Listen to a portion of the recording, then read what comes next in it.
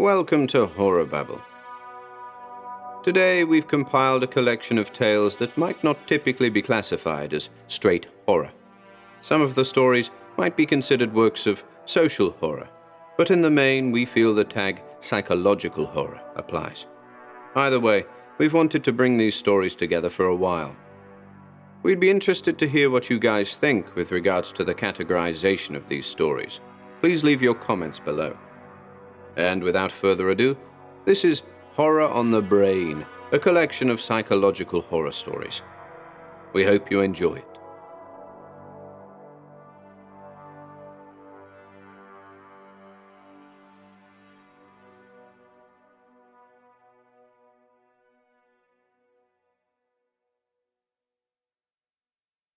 The Diary of Philip Westerly by Paul Compton. It has been 10 years since my uncle, Philip Westerly, disappeared. Many theories have been advanced as to why and how he vanished so strangely and so completely. Many have wondered why a man should vanish and leave nothing behind him but a smashed mirror. But none of these theories or wild imaginings are half so fantastic as the story I gathered from the diary, which some whim prompted him to keep. But first a word about Philip Westerly. He was a wealthy man and also a cruel, selfish man. His wealth was attributed to this same cruelty and selfishness. He also had many whims. One of them was keeping a diary. Another was his love for mirrors. He was handsome in a cruel sort of way and almost effeminate in his liking to stand before them and admire himself. This eccentricity was borne out by the fact that covering one whole side of his room was a mirror of gigantic size, the same mirror that is linked with his disappearance. But read the excerpts from the diary of Philip Westerly. August 3rd, afternoon. Billings asked for an extension on that note today, but I saw no reason why I should grant him any such thing. When I told him this, he began cursing me in a frightful manner. He said I was cruel and that some day I would be called to account for the way I treated people. I laughed outright at this, but at the same time I felt a vague sense of uneasiness which even yet I have not dispelled. Night. A remarkable thing has happened.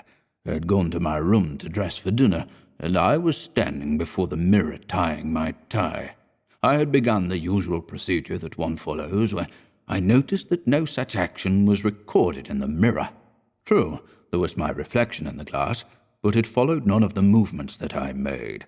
It was immobile. I extended my hand to touch the reflection, and encountered nothing but the polished surface of the mirror. Then I noticed a truly remarkable thing. The reflection in the mirror wore no tie. I stepped back aghast. Was this an illusion? Had my mind and vision been affected by some malady that I was not aware of? Impossible! Then I regarded the reflection with a more careful scrutiny. There were a number of differences between it and myself. For one thing, it wore a stubbly growth of beard on its face. I was positive that I had visited the barber that very day and passed my hand across my chin to verify this. It encountered nothing but smooth skin. The lips of the man in the mirror drooped in a display of gnarled yellow fangs, while my own bared nothing but 2 rows of gleaming, well-cared-for teeth. I was filled simultaneously with a feeling of disgust and fear, and looked for further discrepancies. I found them. The feet and hands were abnormally large, and the clothing of the thing was old, baggy, and covered with filth. I dared not stay longer. I tied the tie as best I could, and descended hurriedly to dinner. August 4th, morning. I awoke feeling jaded and tired. My friend in the mirror is still with me. Ordinarily, the reflection of myself in bed is caught in the mirror, but not so this morning. Instead, I saw that the dweller within had, like myself, been having a night's rest. I hope he slept better than I did, for my own night was a series of fitful, restless tossings. "Good morning," I said, rising. When I moved, he moved. As I advanced toward the mirror, he drew closer to me. I stopped and surveyed him. He resembled me only remotely, I hope. I smiled, and he responded with a wolfish twist of his mouth. I extended my hand as if I wanted to shake hands with him, but he drew back as if from fire. I can't understand the terror which he holds for me. I try not to show my fear in front of him, but I feel that, animal-like, he senses it. I refer to the reflection as he, him, or it, for I cannot bring myself to admit that the thing in the mirror is my reflection, but I scarcely dare write what I do believe it to be. I have always been skeptical about such things as soul, but when I look into the mirror, God help me. Night. I am spending much time in my room now. I've spent most of the day here. This thing is beginning to hold a morbid fascination for me. I can't stay away for any length of time. I wish I could. My wife is beginning to worry about me. She says I look pale. She tells me I need a rest, a long rest. If I could only confide in her, in anyone. But I can't. I must fight and wait this out alone. August 5th. There has been little or no change in our relationship. He still remains aloof. Today, my wife came to my room to see how I was feeling. She stood in such a position that looking into the mirror was unavoidable. She stood before the mirror, arranging her hair. She noticed nothing out of the ordinary, but he was still there, damn him. He was still there, and this time he snarled in triumph at me. One other remarkable thing. My wife hadn't seen the thing there in the mirror, but neither had I seen her reflection.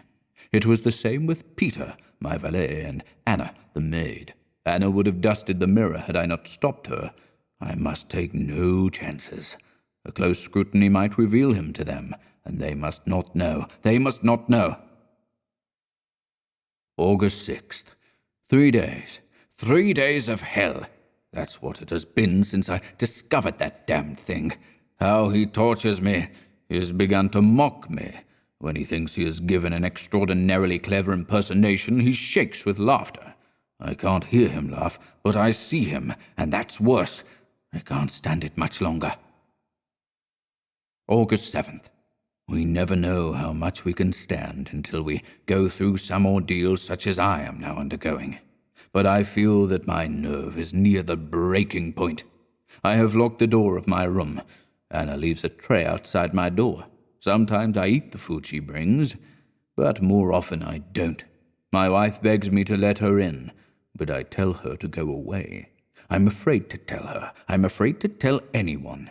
I know what they do with people who have hallucinations. No, I can't tell. Neither can I leave. God knows why, but I can't. August 8th. It was day before yesterday that I mentioned his mocking me. Today I tremble at the thought he is beginning to resemble me. This morning I looked in the mirror and discovered that he had discarded his rags and was now dressed in one of my suits. I ran to the wardrobe and discovered his clothes hanging where mine had been. I turned and faced him. He laughed and pointed toward my hands and feet. They were bloated beyond recognition. I dare not guess how far this change has gone. I can write no more today. August 9th. The change is complete. He looks more like me than I do myself. He has grown more cruel with the change. He taunts me with my ugliness. Finally, I could stand it no longer. I fled from the room. At last I found the thing I was looking for, a mirror. When I came face to face with what I now am, I nearly collapsed. Yes, he has taken my form. God pity me. I've taken his. I slunk back to the room in horror, back to his laughter and the hell that is now my existence. God knows what tomorrow will bring. August 10th. 7 days since that devil has been in the mirror. I have prayed to God that it may be the last. It will. I know it will. He, in the mirror, senses it too. I see the look of apprehension in his eyes. Damn him. It's my turn to snarl in triumph now, for when I lay down this pen, for the last time perhaps, I shall leap through the mirror, and he exists only in the mirror. God help me. I am laying down my pen.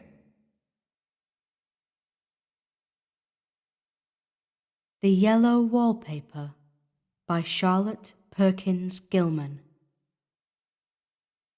It is very seldom that mere ordinary people, like John and myself, secure ancestral halls for the summer. A colonial mansion, a hereditary estate, I would say a haunted house, and reach the height of romantic felicity, but that would be asking too much of fate. Still, I will proudly declare that there is something queer about it. Else, why should it be let so cheaply? And why have stood so long untenanted? John laughs at me, of course, but one expects that in marriage.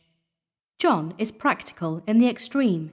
He has no patience with faith, an intense horror of superstition, and he scoffs openly at any talk of things not to be felt and seen and put down in figures. John is a physician, and perhaps, I would not say it to a living soul, of course, but this is dead paper and a great relief to my mind, perhaps that is one reason I do not get well faster. You see, he does not believe I am sick, and what can one do? If a physician of high standing, and one's own husband, assures friends and relatives that there is really nothing the matter with one but temporary nervous depression, a slight hysterical tendency, what is one to do? My brother is also a physician, and also of high standing, and he says the same thing. So I take phosphates, or phosphites, whichever it is, and tonics, and journeys, and air, and exercise, and am absolutely forbidden to work until I am well again. Personally, I disagree with their ideas. Personally, I believe that congenial work, with excitement and change, would do me good. But what is one to do? I did write for a while, in spite of them, but it does exhaust me a good deal, having to be so sly about it, or else meet with heavy opposition. I sometimes fancy that in my condition, if I had less opposition, and more society and stimulus, but John says the very worst thing I can do is to think about my condition, and I confess it always makes me feel bad. So I will let it alone and talk about the house. The most beautiful place. It is quite alone, standing well back from the road, quite 3 miles from the village. It makes me think of English places that you read about, for there are hedges and walls and gates that lock, and lots of separate little houses for the gardeners and people. There is a delicious garden. I never saw such a garden, large and shady, full of box-bordered paths, and lined with long grape-covered arbours with seats under them. There were greenhouses too, but they are all broken now. There was some legal trouble, I believe, something about the heirs and co-heirs. Anyhow, the place has been empty for years. That spoils my ghostliness, I am afraid, but I don't care. There is something strange about the house. I can feel it. I even said so to John one moonlight evening, but he said what I felt was a draught and shut the window. I get unreasonably angry with John sometimes. I'm sure I never used to be so sensitive. I think it is due to this nervous condition. But John says if I feel so, I shall neglect proper self-control, so I take pains to control myself, before him at least, and that makes me very tired. I don't like our room a bit. I wanted one downstairs that opened on the piazza and had roses all over the window and such pretty old-fashioned chintz hangings, but John would not hear of it. He said there was only one window and not room for 2 beds, and no near room for him if he took another. He is very careful and loving, and hardly lets me stir without special direction. I have a scheduled prescription for each hour in the day. He takes all care from me, and so I feel basely ungrateful not to value it more. He said we came here solely on my account, that I was to have perfect rest and all the air I could get. Your exercise depends on your strength, my dear, said he, and your food somewhat on your appetite, but air you can absorb all the time. So we took the nursery at the top of the house.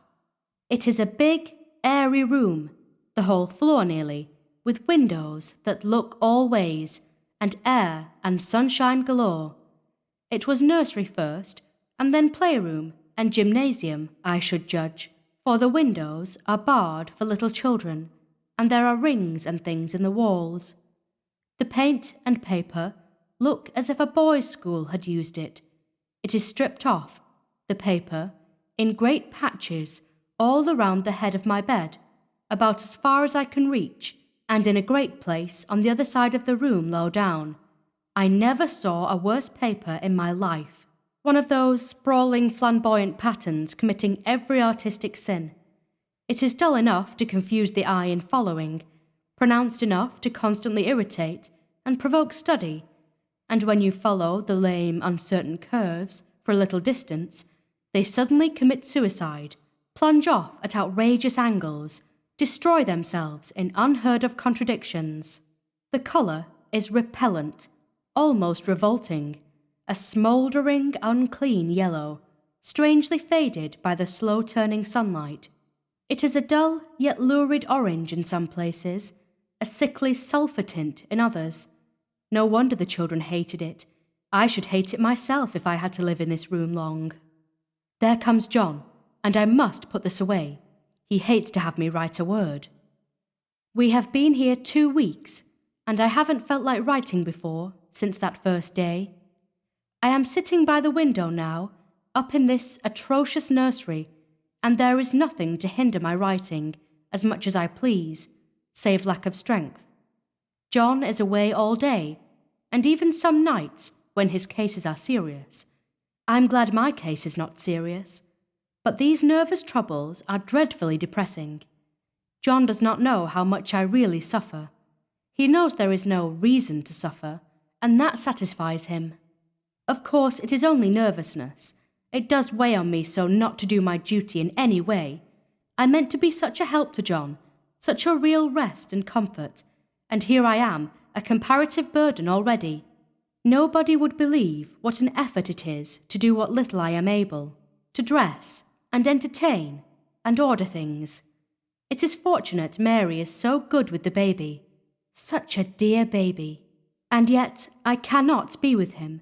It makes me so nervous. I suppose John never was nervous in his life. He laughs at me so about this wallpaper. At first, he meant to repaper the room, but afterwards, he said that I was letting it get the better of me, and that nothing was worse for a nervous patient than to give way to such fancies.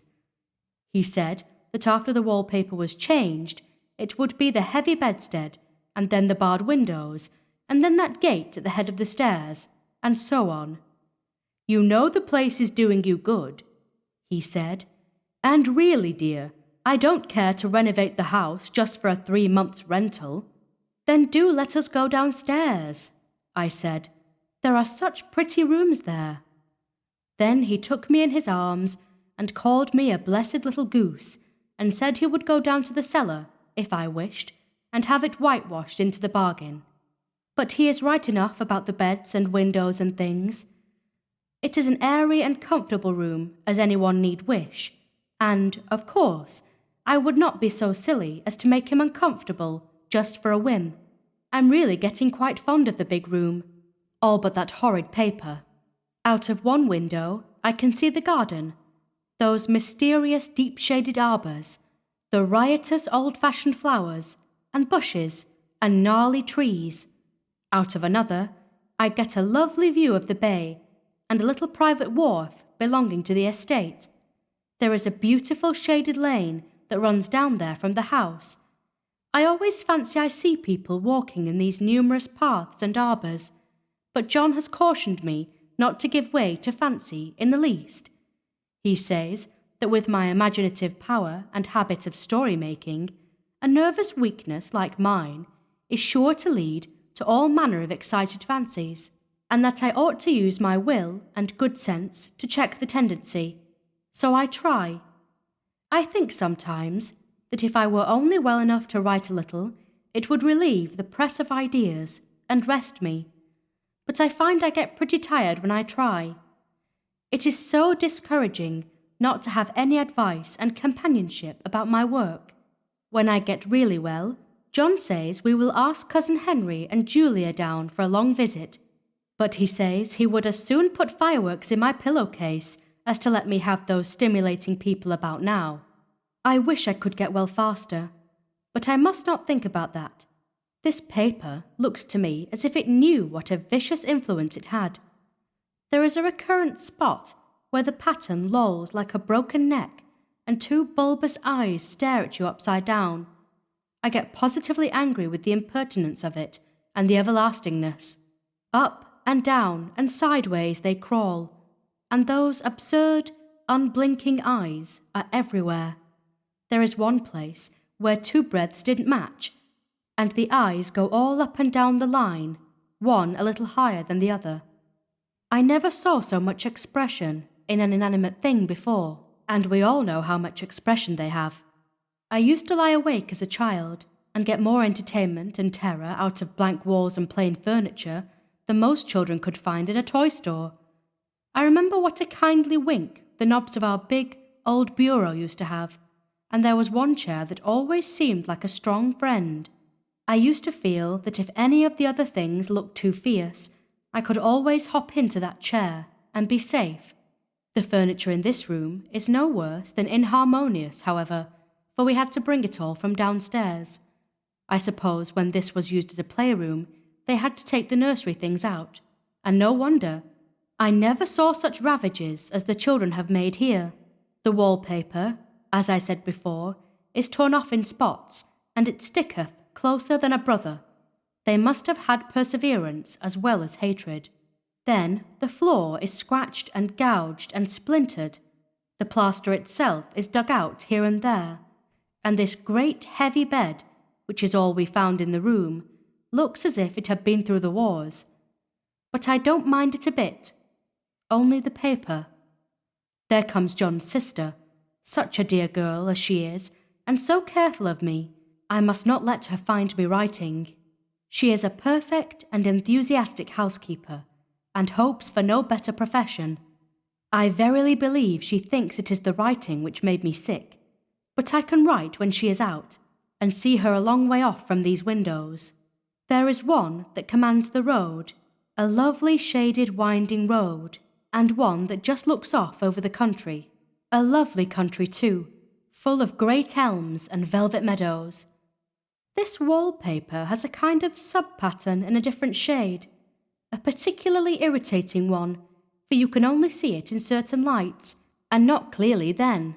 But in the places where it isn't faded, and where the sun is just so, I can see a strange, provoking, formless sort of figure that seems to skulk about behind that silly and conspicuous front design. There's Sister on the stairs. Well, the 4th of July is over. The people are gone, and I am tired out. John thought it might do me good to see a little company, so we just had Mother and Nellie and the children down for a week. Of course, I didn't do a thing. Jenny sees to everything now. But it tired me all the same.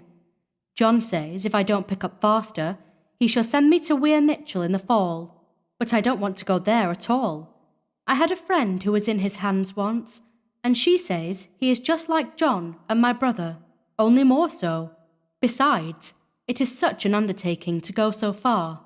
I don't feel as if it was worthwhile to turn my hand over for anything, and I'm getting dreadfully fretful and querulous. I cry at nothing, and cry most of the time. Of course, I don't when John is here, or anybody else, but when I am alone. And I am alone a good deal just now. John is kept in town very often by serious cases, and Jenny is good and lets me alone when I want her to. So I walk a little in the garden, or down that lovely lane, sit on the porch under the roses, and lie down up here a good deal. I'm getting really fond of the room in spite of the wallpaper. Perhaps because of the wallpaper. It dwells in my mind so. I lie here, on this great immovable bed. It is nailed down, I believe, and follow that pattern about by the hour. It is as good as gymnastics, I assure you. I start, we'll say, at the bottom, down in the corner over there where it has not been touched, and I determine, for the 1000th time, that I will follow that pointless pattern to some sort of a conclusion. I know a little of the principle of design, and I know this thing was not arranged on any laws of radiation, or alternation, or repetition, or symmetry, or anything else that I ever heard of. It is repeated, of course, by the breadths, but not otherwise. Looked at in one way, each breadth stands alone. The bloated curves and flourishes, a kind of debased Romanesque with delirium tremens, go waddling up and down in isolated columns of fatuity. But, on the other hand, they connect diagonally, and the sprawling outlines run off in great slanting waves of optic horror, like a lot of wallowing seaweeds in full chase. The whole thing goes horizontally too. At least, it seems so, and I exhaust myself in trying to distinguish the order of its going in that direction. They have used a horizontal breadth for a frieze, and that adds wonderfully to the confusion. There is one end of the room where it is almost intact, and there, when the cross lights fade and the low sun shines directly upon it, I can almost fancy radiation after all. The interminable grotesques seem to form around a common centre and rush off in headlong plunges of equal distraction. It makes me tired to follow it. I will take a nap, I guess. I don't know why I should write this. I don't want to. I don't feel able. And I know John would think it absurd. But I must say what I feel and think in some way. It is such a relief. But the effort is getting to be greater than the relief. Half the time now I am awfully lazy and lie down ever so much. John says I mustn't lose my strength and has me take cod liver oil and lots of tonics and things, to say nothing of ale and wine and rare meat. Dear John, he loves me very dearly and hates to have me sick. I tried to have a real, earnest, reasonable talk with him the other day and tell him how I wish he would let me go and make a visit to Cousin Henry and Julia. But he said I wasn't able to go, nor able to stand it after I got there, and I did not make out a very good case for myself, for I was crying before I had finished. It is getting to be a great effort for me to think straight. Just this nervous weakness, I suppose. And dear John gathered me up in his arms and just carried me upstairs and laid me on the bed and sat by me and read to me till it tired my head. He said I was his darling and his comfort and all he had, and that I must take care of myself for his sake and keep well. He says no one but myself can help me out of it, that I must use my will and self-control and not let any silly fancies run away with me. There's one comfort. The baby is well and happy and does not have to occupy this nursery with the horrid wallpaper. If we had not used it, that blessed child would have. What a fortunate escape! Why, I wouldn't have a child of mine, an impressionable little thing, live in such a room for worlds. I never thought of it before, but it is lucky that John kept me here after all. I can stand it so much easier than a baby, you see? Of course, I never mention it to them any more. I am too wise, but I keep watch of it all the same. There are things in that paper that nobody knows but me, or ever will. Behind that outside pattern, the dim shapes get clearer every day. It is always the same shape, only very numerous, and it is like a woman stooping down and creeping about behind that pattern. I don't like it a bit. I wonder, I begin to think. I wish John would take me away from here.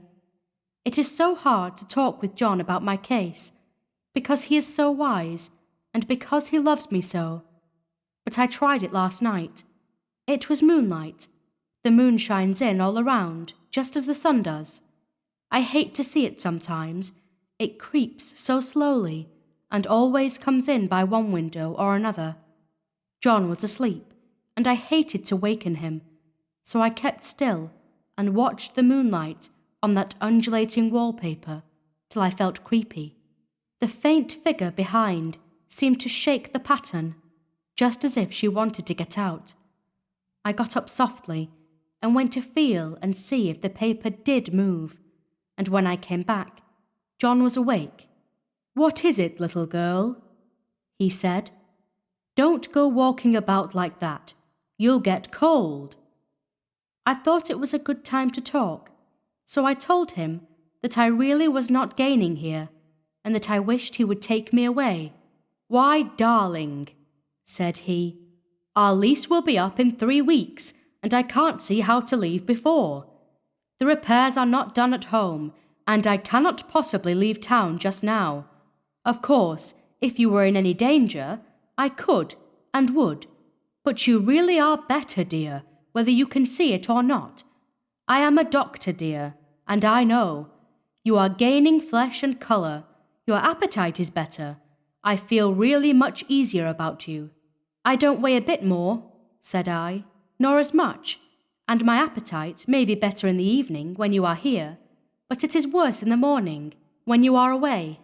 "Bless her little heart," said he with a big hug. "She shall be as sick as she pleases.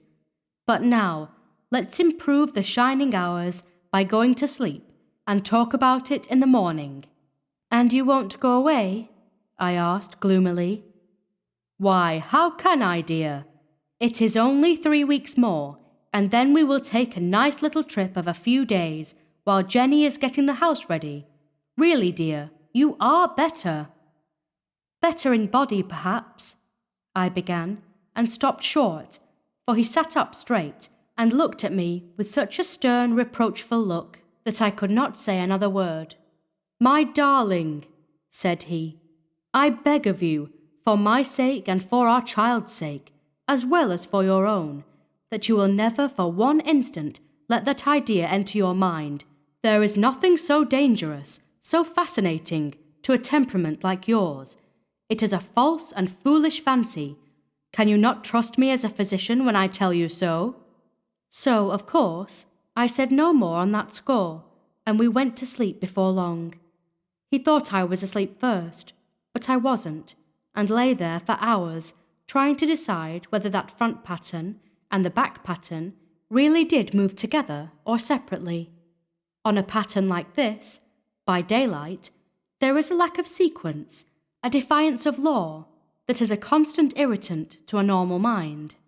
The colour is hideous enough, and unreliable enough, and infuriating enough, but the pattern is torturing.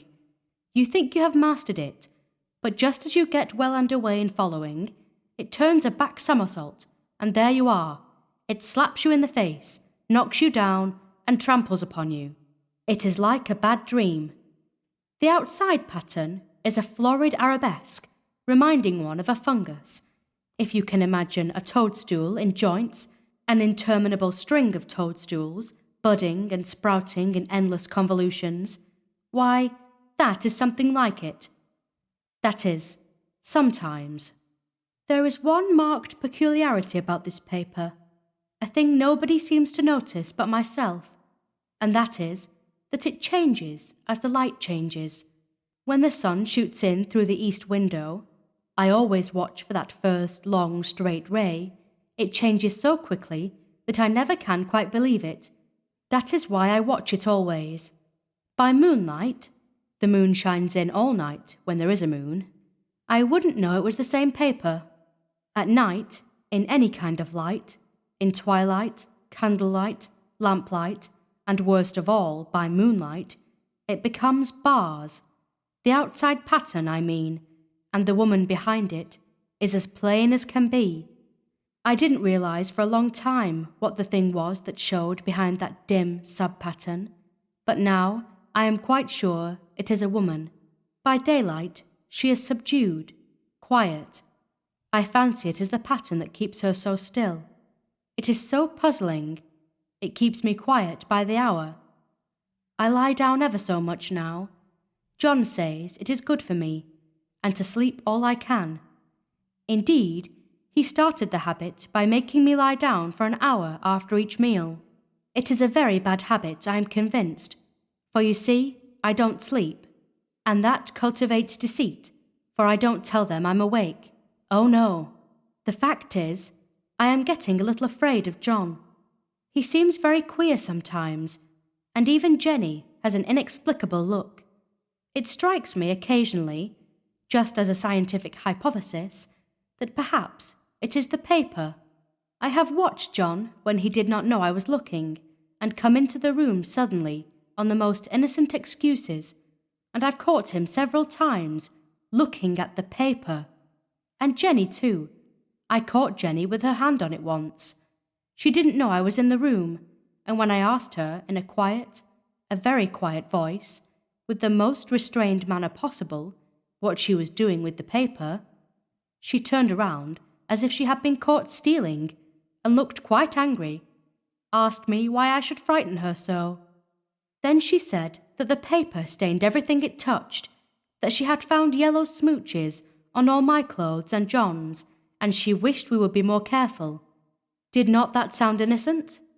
But I know she was studying that pattern, and I am determined that nobody shall find it out but myself. Life is very much more exciting now than it used to be. You see, I have something more to expect, to look forward to watch. I really do eat better, and am more quiet than I was. John is so pleased to see me improve. He laughed a little the other day, and said I seemed to be flourishing in spite of my wallpaper. I turned it off with a laugh.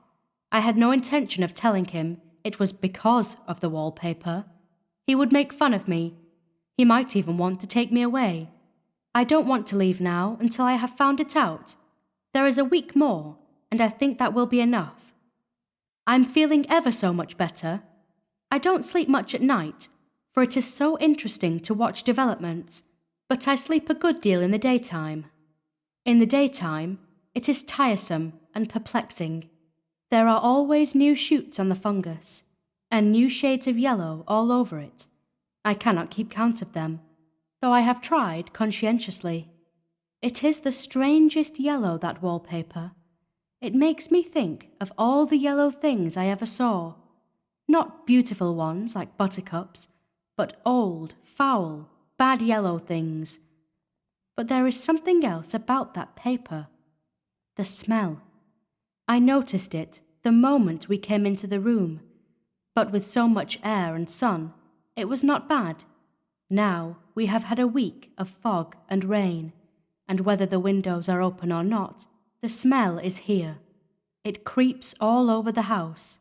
I find it hovering in the dining room, skulking in the parlour, hiding in the hall, lying in wait for me on the stairs. It gets into my hair. Even when I go to ride, if I turn my head suddenly and surprise it, there is that smell. Such a peculiar odour, too. I have spent hours in trying to analyse it, to find what it smelled like. It is not bad, at first, and very gentle, but quite the subtlest, most enduring odour I ever met. In this damp weather, it is awful. I wake up in the night and find it hanging over me. It used to disturb me at first.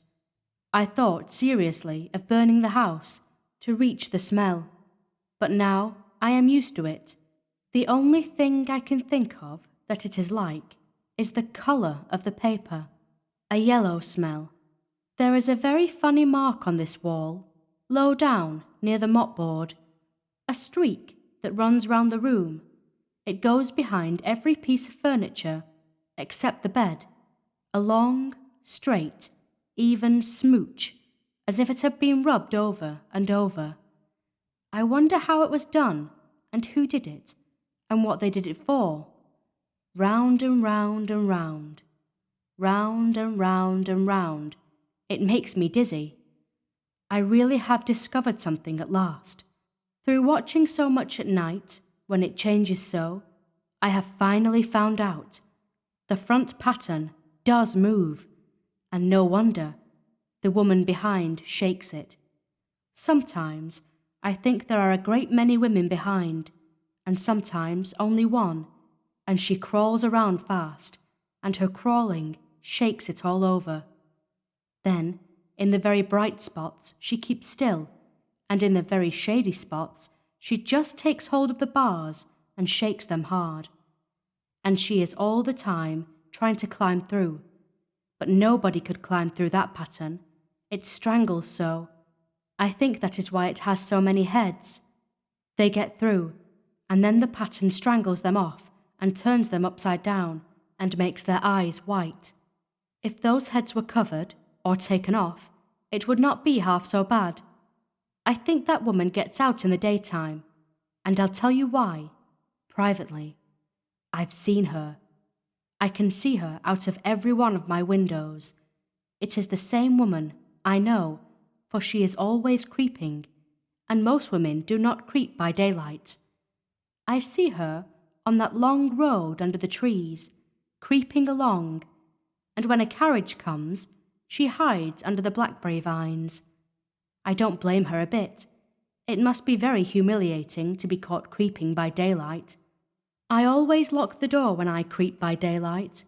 I can't do it at night, for I know John would suspect something at once, and John is so queer now that I don't want to irritate him. I wish he would take another room.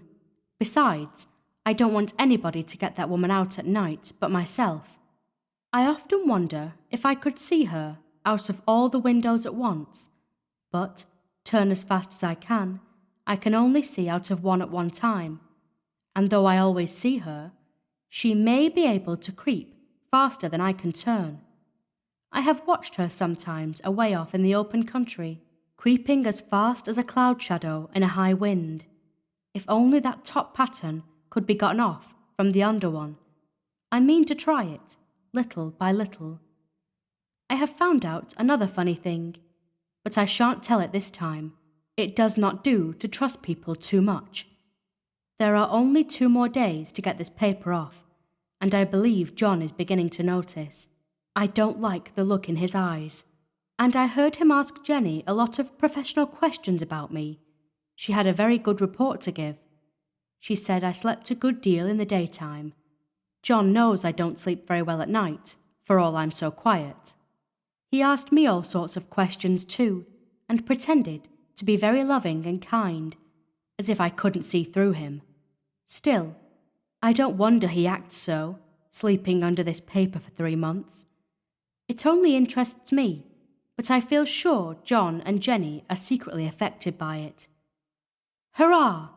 This is the last day, but it is enough. John is to stay in town overnight and won't be out until this evening. Jenny wanted to sleep with me, the sly thing, but I told her I should undoubtedly rest better for a night all alone. That was clever, for really, I wasn't alone a bit. As soon as it was moonlight and that poor thing began to crawl and shake the pattern, I got up and ran to help her. I pulled and she shook. I shook and she pulled, and before morning we had peeled off yards of that paper. A strip about as high as my head and half around the room. And then when the sun came and that awful pattern began to laugh at me, I declared I would finish it today. We go away tomorrow, and they are moving all my furniture down again to leave things as they were before. Jenny looked at the wall in amazement, but I told her merrily that I did it out of pure spite at the vicious thing. She laughed and said she wouldn't mind doing it herself, but I must not get tired. How she betrayed herself that time. But I am here, and no person touches this paper but me, not alive. She tried to get me out of the room. It was too patent, but I said it was so quiet and empty and clean now that I believed I would lie down again and sleep all I could, and not to wake me, even for dinner. I would call when I woke. So now she is gone, and the servants are gone, and the things are gone, and there is nothing left but that great bedstead nailed down, with the canvas mattress we found on it. We shall sleep downstairs tonight, and take the boat home tomorrow. I quite enjoy the room, now it is bare again. How those children did tear about here! This bedstead is fairly gnawed. But I must get to work. I have locked the door and thrown the key down into the front path. I don't want to go out, and I don't want to have anybody come in, till John comes. I want to astonish him. I've got a rope up here that even Jenny did not find. If that woman does get out and tries to get away, I can tie her. But I forgot I could not reach far without anything to stand on. This bed will not move. I tried to lift and push it until I was lame, and then I got so angry I bit off a little piece at one corner. but it hurt my teeth. Then I peeled off all the paper I could reach, standing on the floor. It sticks horribly, and the pattern just enjoys it. All those strangled heads and bulbous eyes and waddling fungus growths just shriek with derision. I am getting angry enough to do something desperate. To jump out of the window would be admirable exercise, but the bars are too strong even to try. Besides, I wouldn't do it. Of course not. I know well enough that a step like that is improper and might be misconstrued. I don't like to look out of the windows even. There are so many of those creeping women, and they creep so fast. I wonder if they all come out of that wallpaper, as I did. But I am securely fastened now by my well-hidden rope. You don't get me out in the road there. I suppose I shall have to get back behind the pattern when it comes night, and that is hard. It is so pleasant to be out in this great room and creep around as I please. I don't want to go outside. I won't, even if Jenny asks me to. For outside, you have to creep on the ground, and everything is green instead of yellow. But here, I can creep smoothly on the floor, and my shoulder just fits in that long smooch around the wall, so I cannot lose my way. Why, there's John at the door. It is no use, young man, you can't open it. How he does call and pound. Now he's crying for an axe. It would be a shame to break down that beautiful door. John, dear, said I, in the gentlest voice, the key is down by the front steps, under a plantain leaf. That silenced him for a few moments. Then he said, very quietly indeed, Open the door, my darling. I can't, said I. The key is down by the front door, under a plantain leaf. And then I said it again, several times, very gently and slowly, and said it so often that he had to go and see. And he got it, of course, and came in. He stopped short by the door. What is the matter? He cried. For God's sake, what are you doing? I kept on creeping just the same, but I looked at him over my shoulder. I've got out at last, said I, in spite of you and Jane, and I've pulled off most of the paper, so you can't put me back. Now, why should that man have fainted? But he did, and right across my path by the wall, so that I had to creep over him every time.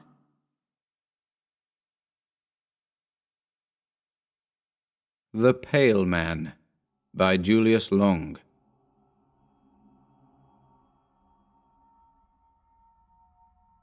I have not yet met the man in number 212. I do not even know his name. He never patronizes the hotel restaurant, and he does not use the lobby. On the 3 occasions when we passed each other by, we did not speak, although we nodded in a semi-cordial, non-committal way. I should like very much to make his acquaintance. It is lonesome in this dreary place. With the exception of the aged lady down the corridor, the only permanent guests are the man in number 212 and myself. However, I should not complain, for this utter quiet is precisely what the doctor prescribed. I wonder if the man in number 212, too, has come here for a rest.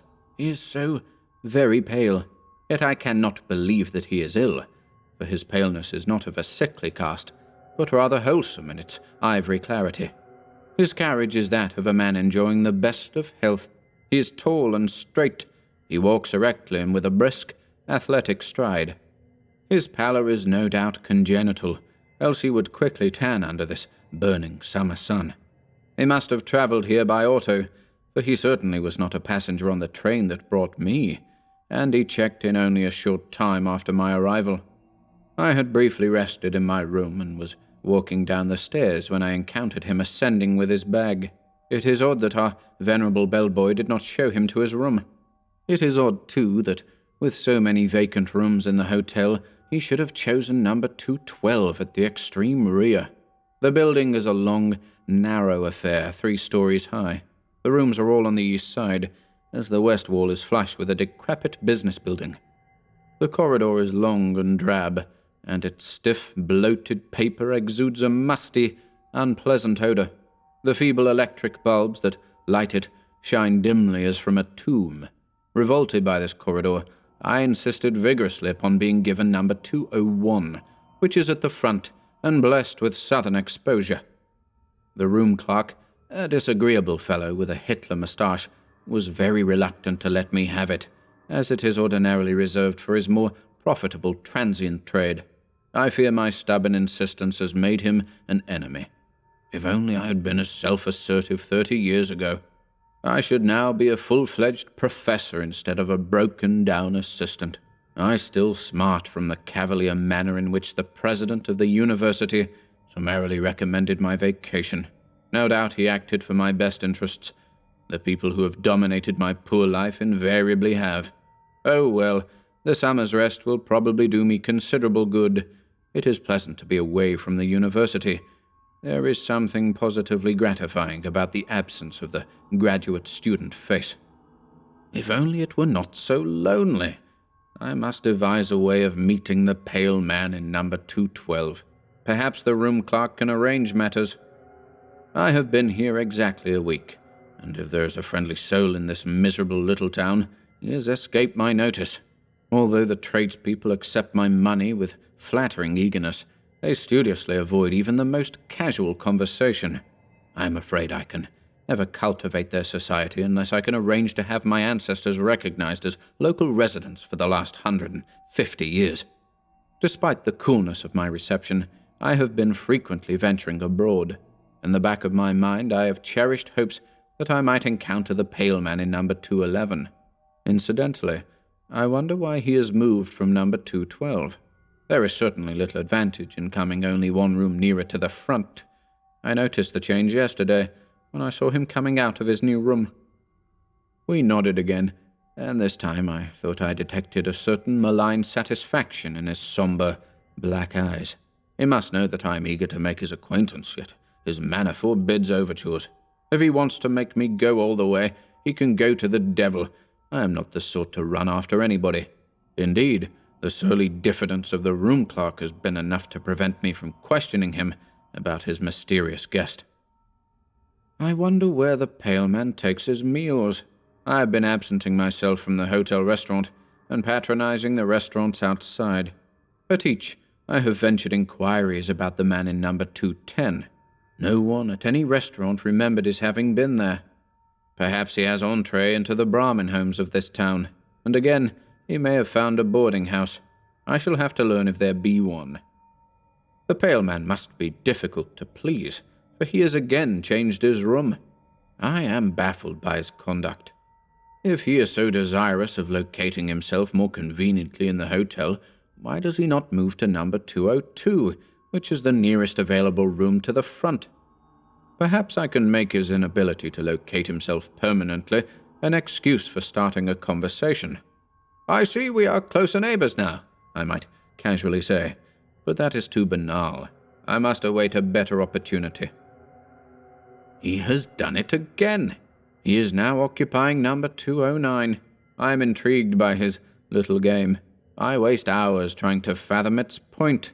What possible motive could he have? I should think he would get on the hotel people's nerves. I wonder what our combination bellhop chambermaid thinks of having to prepare 4 rooms for a single guest. If he were not stone deaf, I would ask him. At present, I feel too exhausted to attempt such an enervating conversation.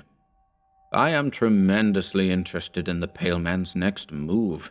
He must either skip a room or remain where he is. For a permanent guest, a very old lady occupies number 208. She has not budged from her room since I have been here, and I imagine that she does not intend to. I wonder what the pale man will do. I await his decision with the nervous excitement of a devotee of the track on the eve of a big race. After all, I have so little diversion. Well, the mysterious guest was not forced to remain where he was, nor did he have to skip a room. The lady in number 208 simplified matters by conveniently dying. No one knows the cause of her death, but it is generally attributed to old age. She was buried this morning. I was among the curious few who attended her funeral. When I returned home from the mortuary, I was in time to see the pale man leaving her room. Already he has moved in. He favored me with a smile whose meaning I have tried in vain to decipher. I cannot but believe that he meant it to have some significance. He acted as if there were between us some secret that I failed to appreciate. But then, perhaps his smile was meaningless after all, and only ambiguous by chance, like that of the Mona Lisa. My man of mystery now resides in number 207, and I am not the least surprised. I would have been astonished if he had not made his scheduled move. I have almost given up trying to understand his eccentric conduct. I do not know a single thing more about him than I knew the day he arrived. I wonder whence he came. There is something indefinably foreign about his manner. I am curious to hear his voice. I like to imagine that he speaks the exotic tongue of some faraway country. If only I could somehow inveigle him into conversation. I wish that I were possessed of the glib assurance of a college boy who can address himself to the most distinguished celebrity without batting an eye. It is no wonder that I am only an assistant professor. I am worried. This morning I awoke to find myself lying prone upon the floor. I was fully clothed. I must have fallen exhausted there after I returned to my room last night. I wonder if my condition is more serious than I'd suspected.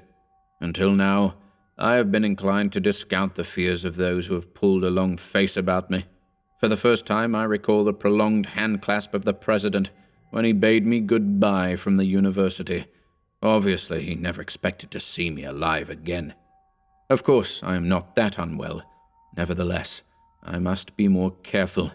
Thank heaven I have no dependents to worry about. I have not even a wife, for I was never willing to exchange the loneliness of a bachelor for the loneliness of a husband. I can say in all sincerity that the prospect of death does not frighten me. Speculation about life beyond the grave has always bored me. Whatever it is, or is not, I'll try to get along. I have been so preoccupied about the sudden turn of my own affairs that I have neglected to make note of a most extraordinary incident. The pale man has done an astounding thing. He has skipped 3 rooms and moved all the way to number 203. We are now very close neighbors. We shall meet oftener, and my chances for making his acquaintance are now greater. I have confined myself to my bed during the last few days, and have had my food brought to me. I even called a local doctor, whom I suspect to be a quack. He looked me over with professional indifference and told me not to leave my room. For some reason, he does not want me to climb stairs. For this bit of information, he received a $10 bill which, as I directed him, he fished out of my coat pocket. A pickpocket could not have done it better. He had not been gone long when I was visited by the room clerk. That worthy suggested, with a great show of kindly concern, that I use the facilities of the local hospital. It was so modern and all that. With more firmness than I have been able to muster in a long time, I gave him to understand that I intended to remain where I am. Frowning sullenly, he stiffly retired. The doctor must have paused long enough downstairs to tell him a pretty story. It is obvious that he is afraid I shall die in his best room. The pale man is up to his old tricks. Last night, when I tottered down the hall, the door of number 202 was ajar. Without thinking, I looked inside. The pale man sat in a rocking chair, idly smoking a cigarette. He looked up into my eyes and smiled that peculiar, ambiguous smile that has so deeply puzzled me. I moved on down the corridor, not so much mystified as annoyed. The whole mystery of the man's conduct is beginning to irk me. It is all so inane, so utterly lacking in motive. I feel that I shall never meet the pale man, but at least I am going to learn his identity. Tomorrow I shall ask for the room clerk and deliberately interrogate him. I know now. I know the identity of the pale man, and I know the meaning of his smile. Early this afternoon I summoned the room clerk to my bedside. "Please tell me," I asked abruptly, "who is the man in number 202? The clerk stared wearily and uncomprehendingly. "You must be mistaken. That room is unoccupied."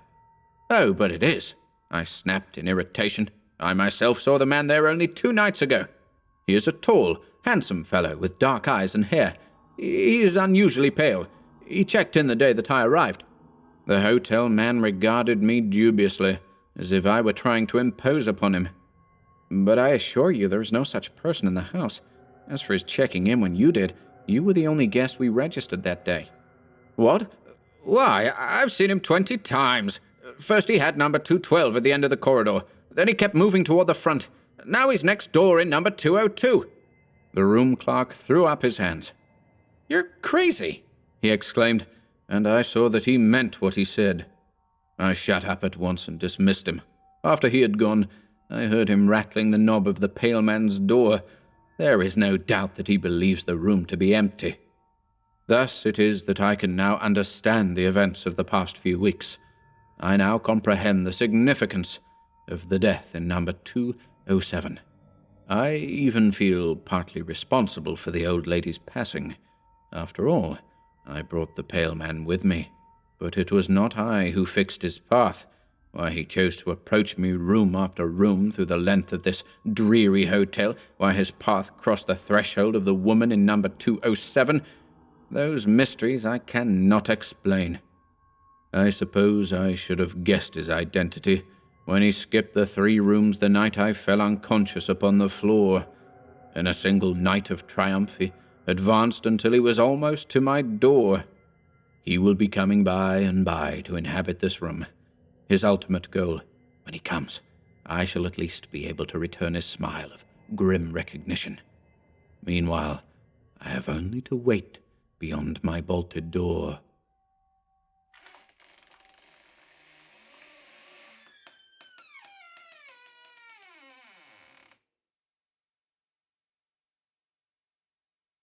The Mark on the Wall by Virginia Woolf.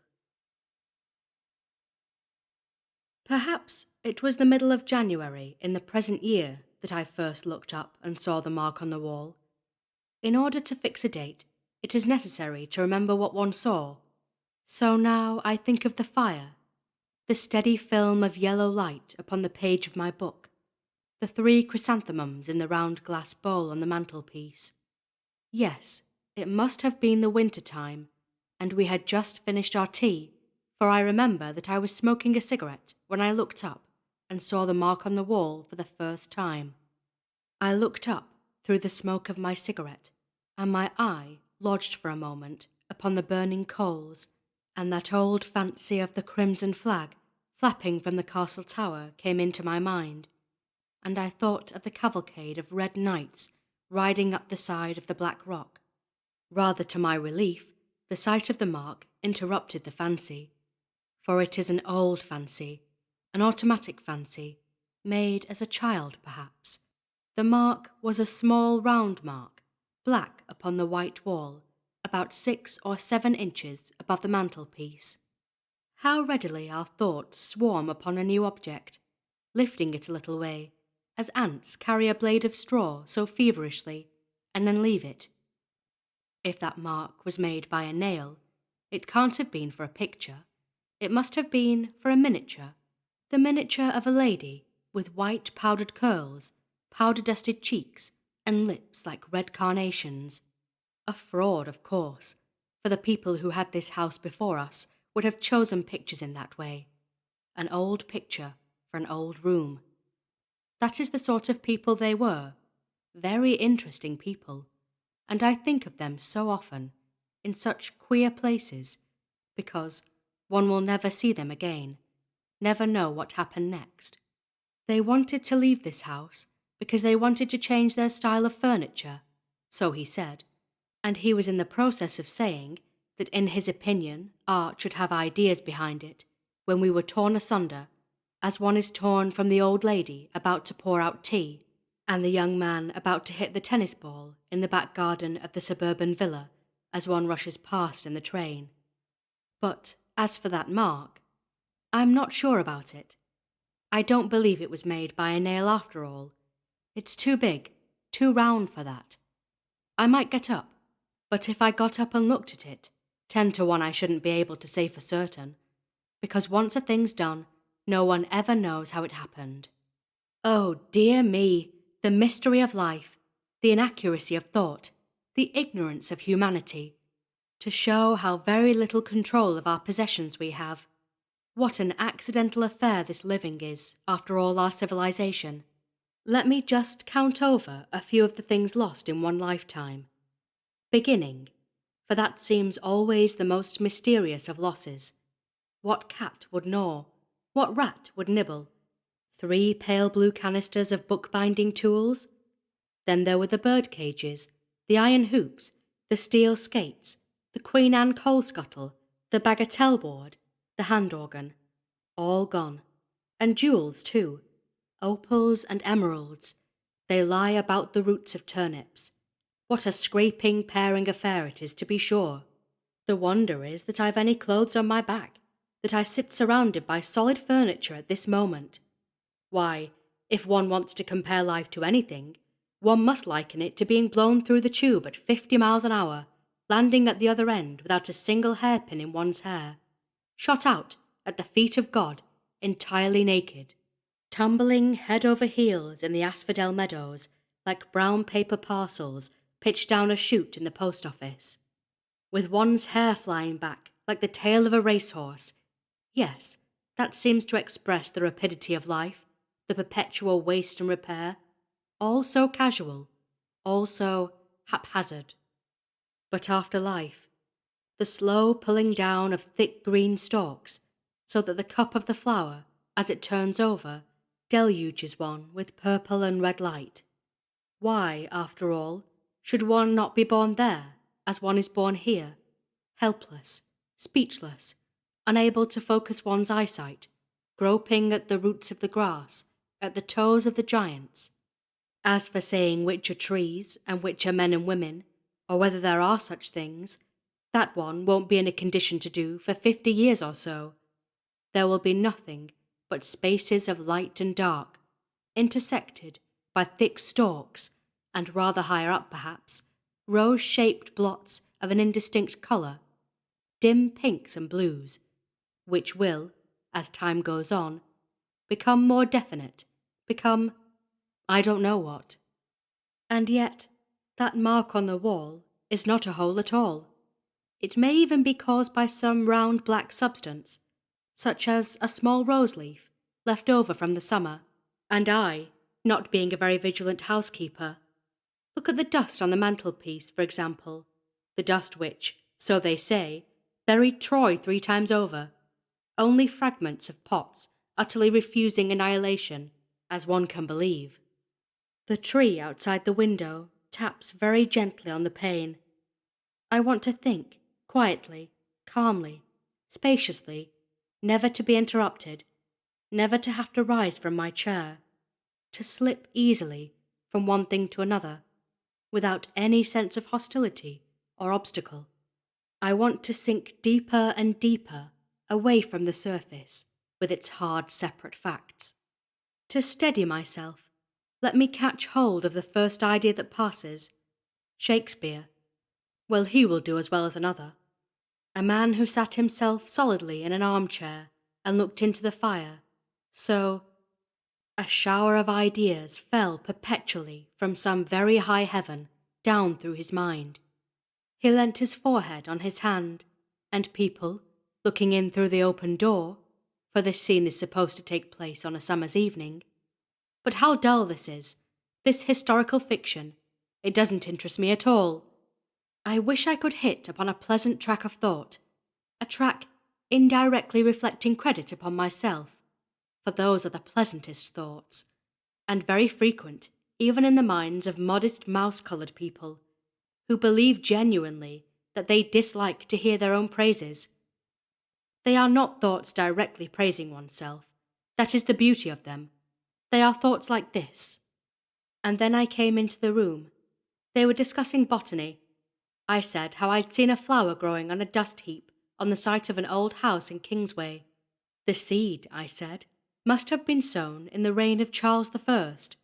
What flowers grew in the reign of Charles I? I asked, but I don't remember the answer. Tall flowers, with purple tassels to them perhaps. And so it goes on. All the time I'm dressing up the figure of myself in my own mind, lovingly, stealthily, not openly adoring it, for if I did that, I should catch myself out, and stretch my hand at once for a book in self-protection. Indeed, it is curious how instinctively one protects the image of oneself from idolatry, or any other handling that could make it ridiculous, or too unlike the original to be believed in any longer. Or is it not so very curious after all? It is a matter of great importance. Suppose the looking-glass smashes, the image disappears, and the romantic figure with the green of forest depths all about it is there no longer, but only that shell of a person which is seen by other people. What an airless, shallow, bald, prominent world it becomes. A world not to be lived in. As we face each other in omnibuses and underground railways, we are looking into the mirror. That accounts for the vagueness, the gleam of glassiness in our eyes. And the novelists in future will realize more and more the importance of these reflections, for of course there is not one reflection, but an almost infinite number. Those are the depths they will explore, those the phantoms they will pursue, leaving the description of reality more and more out of their stories, taking a knowledge of it for granted, as the Greeks did, and Shakespeare perhaps. But these generalizations are very worthless. The military sound of the word is enough. It recalls leading articles, cabinet ministers, a whole class of things indeed, which as a child one thought the thing itself, the standard thing, the real thing, from which one could not depart save at the risk of nameless damnation. Generalizations bring back somehow Sunday in London, Sunday afternoon walks, Sunday luncheons, and also ways of speaking of the dead, clothes and habits, like the habit of sitting all together in one room until a certain hour, although nobody liked it. There was a rule for everything. The rule for tablecloths at that particular period was that they should be made of tapestry with little yellow compartments marked upon them, such as you may see in photographs of the carpets in the corridors of the royal palaces. Tablecloths of a different kind were not real tablecloths. How shocking, and yet how wonderful it was to discover that these real things, Sunday luncheons, Sunday walks, country houses and tablecloths, were not entirely real, were indeed half phantoms, and the damnation which visited the disbeliever in them was only a sense of illegitimate freedom. What now takes the place of those things, I wonder, those real standard things? Men, perhaps, should you be a woman. The masculine point of view which governs our lives, which sets the standard, which establishes Whitaker's table of precedency, which has become, I suppose, since the war, half a phantom to many men and women, which soon, one may hope, will be laughed into the dustbin where the phantoms go, the mahogany sideboards, and the Landseer prints, gods and devils, hell and so forth, leaving us all with an intoxicating sense of illegitimate freedom, if freedom exists. In certain lights, that mark on the wall seems actually to project from the wall. Nor is it entirely circular. I cannot be sure, but it seems to cast a perceptible shadow, suggesting that if I ran my finger down that strip of the wall, it would, at a certain point, mount and descend a small tumulus, a smooth tumulus, like those barrows on the South Downs, which are, they say, either tombs or camps. Of the two, I should prefer them to be tombs, desiring melancholy like most English people, and finding it natural, at the end of a walk, to think of the bones stretched beneath the turf. There must be some book about it. Some antiquary must have dug up those bones and given them a name. What sort of a man is an antiquary, I wonder? Retired colonels, for the most part, I dare say, leading parties of aged labourers to the top here, examining clods of earth and stone, and getting into correspondence with the neighbouring clergy, which, being opened at breakfast time, gives them a feeling of importance.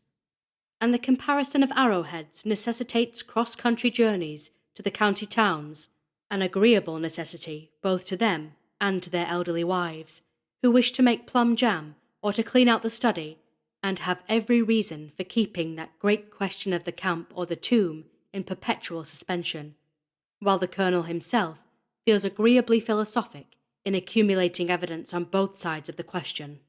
It is true that he does finally incline to believe in the camp, and, being opposed, indicts a pamphlet which he is about to read at the quarterly meeting of the local society, when a stroke lays him low, and his last conscious thoughts are not of wife or child, but of the camp and that arrowhead there, which is now in the case at the local museum, together with the foot of a Chinese murderess, a handful of Elizabethan nails, a great many Tudor clay pipes, a piece of Roman pottery, and the wine glass that Nelson drank out of, proving I really don't know what. No, nothing is proved, nothing is known. And if I were to get up at this very moment and ascertain that the mark on the wall is really, what shall we say, the head of a gigantic old nail driven in 200 years ago, which has now, owing to the patient attrition of many generations of housemaids, revealed its head above the coat of paint, and is taking its first view of modern life in the sight of a white-walled, fire-lit room, what should I gain? Knowledge? Matter for further speculation? I can think sitting still as well as standing up. And what is knowledge? What are our learned men, save the descendants of witches and hermits, who crouched in caves and in woods, brewing herbs, interrogating shrew mice, and writing down the language of the stars? And the less we honour them as our superstitions dwindle and our respect for beauty and health of mind increases. Yes, one could imagine a very pleasant world, a quiet, spacious world, with the flowers so red and blue in the open fields, a world without professors or specialists or housekeepers with the profiles of policemen, a world which one could slice with one's thought as a fish slices the water with his fin, grazing the stems of the water lilies, hanging suspended over nests of white sea eggs. How peaceful it is down here, rooted in the centre of the world and gazing up through the grey waters, with their sudden gleams of light and their reflections. If it were not for Whitaker's almanac, if it were not for the table of precedency. I must jump up and see for myself what that mark on the wall really is. A nail, a rose leaf, a crack in the wood. Here is nature once more at her old game of self-preservation. This train of thought, she perceives, is threatening mere waste of energy, even some collision with reality, for who will ever be able to lift a finger against Whitaker's table of precedency? The Archbishop of Canterbury is followed by the Lord High Chancellor. The Lord High Chancellor is followed by the Archbishop of York. Everybody follows somebody. Such is the philosophy of Whitaker, and the great thing is to know who follows whom. Whitaker knows, and let that, so nature counsels, comfort you instead of enraging you. And if you can't be comforted, if you must shatter this hour of peace, think of the mark on the wall. I understand nature's game, her prompting to take action as a way of ending any thought that threatens to excite or to pain. Hence, I suppose, comes our slight contempt for men of action, men, we assume, who don't think. Still, there's no harm in putting a full stop to one's disagreeable thoughts by looking at a mark on the wall. Indeed, now that I have fixed my eyes upon it, I feel that I have grasped a plank in the sea. I feel a satisfying sense of reality, which at once turns the two archbishops and the Lord High Chancellor to the shadows of shades. Here is something definite, something real. Thus, waking from a midnight dream of horror, one hastily turns on the light and lies quiescent, worshipping the chest of drawers, worshipping solidity, worshipping reality, worshipping the impersonal world, which is a proof of some existence other than ours. That is what one wants to be sure of. Wood is a pleasant thing to think about. It comes from a tree, and trees grow, and we don't know how they grow. For years and years they grow, without paying any attention to us. In meadows, in forests, and by the side of rivers, all things one likes to think about. The cows swish their tails beneath them on hot afternoons. They paint rivers so green that when a moorhen dives, one expects to see its feathers all green when it comes up again. I like to think of the fish balanced against the stream like flags blown out, and of water beetles, slowly raising domes of mud upon the bed of the river. I like to think of the tree itself.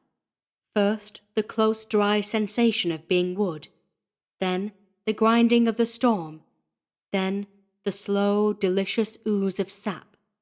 I like to think of it, too, on winter's nights, standing in the empty field, with all leaves close furled, nothing tender exposed to the iron bullets of the moon, a naked mast upon an earth that goes tumbling, tumbling, all night long. The song of birds must sound very loud and strange in June, and how cold the feet of insects must feel upon it as they make laborious progresses up the creases of the bark, or sun themselves upon the thin green awning of the leaves, and look straight in front of them with diamond-cut red eyes. One by one the fibres snap beneath the immense cold pressure of the earth. Then the last storm comes and, falling, the highest branches drive deep into the ground again. Even so, life isn't done with. There are a million patient, watchful lives still for a tree, all over the world, in bedrooms, in ships, on the pavement, lining rooms where men and women sit after tea, smoking cigarettes. It is full of peaceful thoughts, happy thoughts, this tree. I should like to take each one separately, but something is getting in the way. Where was I? What has it all been about? A tree? A river? The Downs? Whitaker's Almanac? The fields of asphodel? I can't remember a thing. Everything's moving, falling, slipping, vanishing. There is a vast upheaval of matter. Someone is standing over me and saying, "I'm going out to buy a newspaper." Yes? Though it's no good buying newspapers. Nothing ever happens. Curse this war. God damn this war. All the same, I don't see why we should have a snail on our wall. Ah, the mark on the wall. It was a snail. The Red Room by H.G. Wells. I can assure you, said I, that it will take a very tangible ghost to frighten me.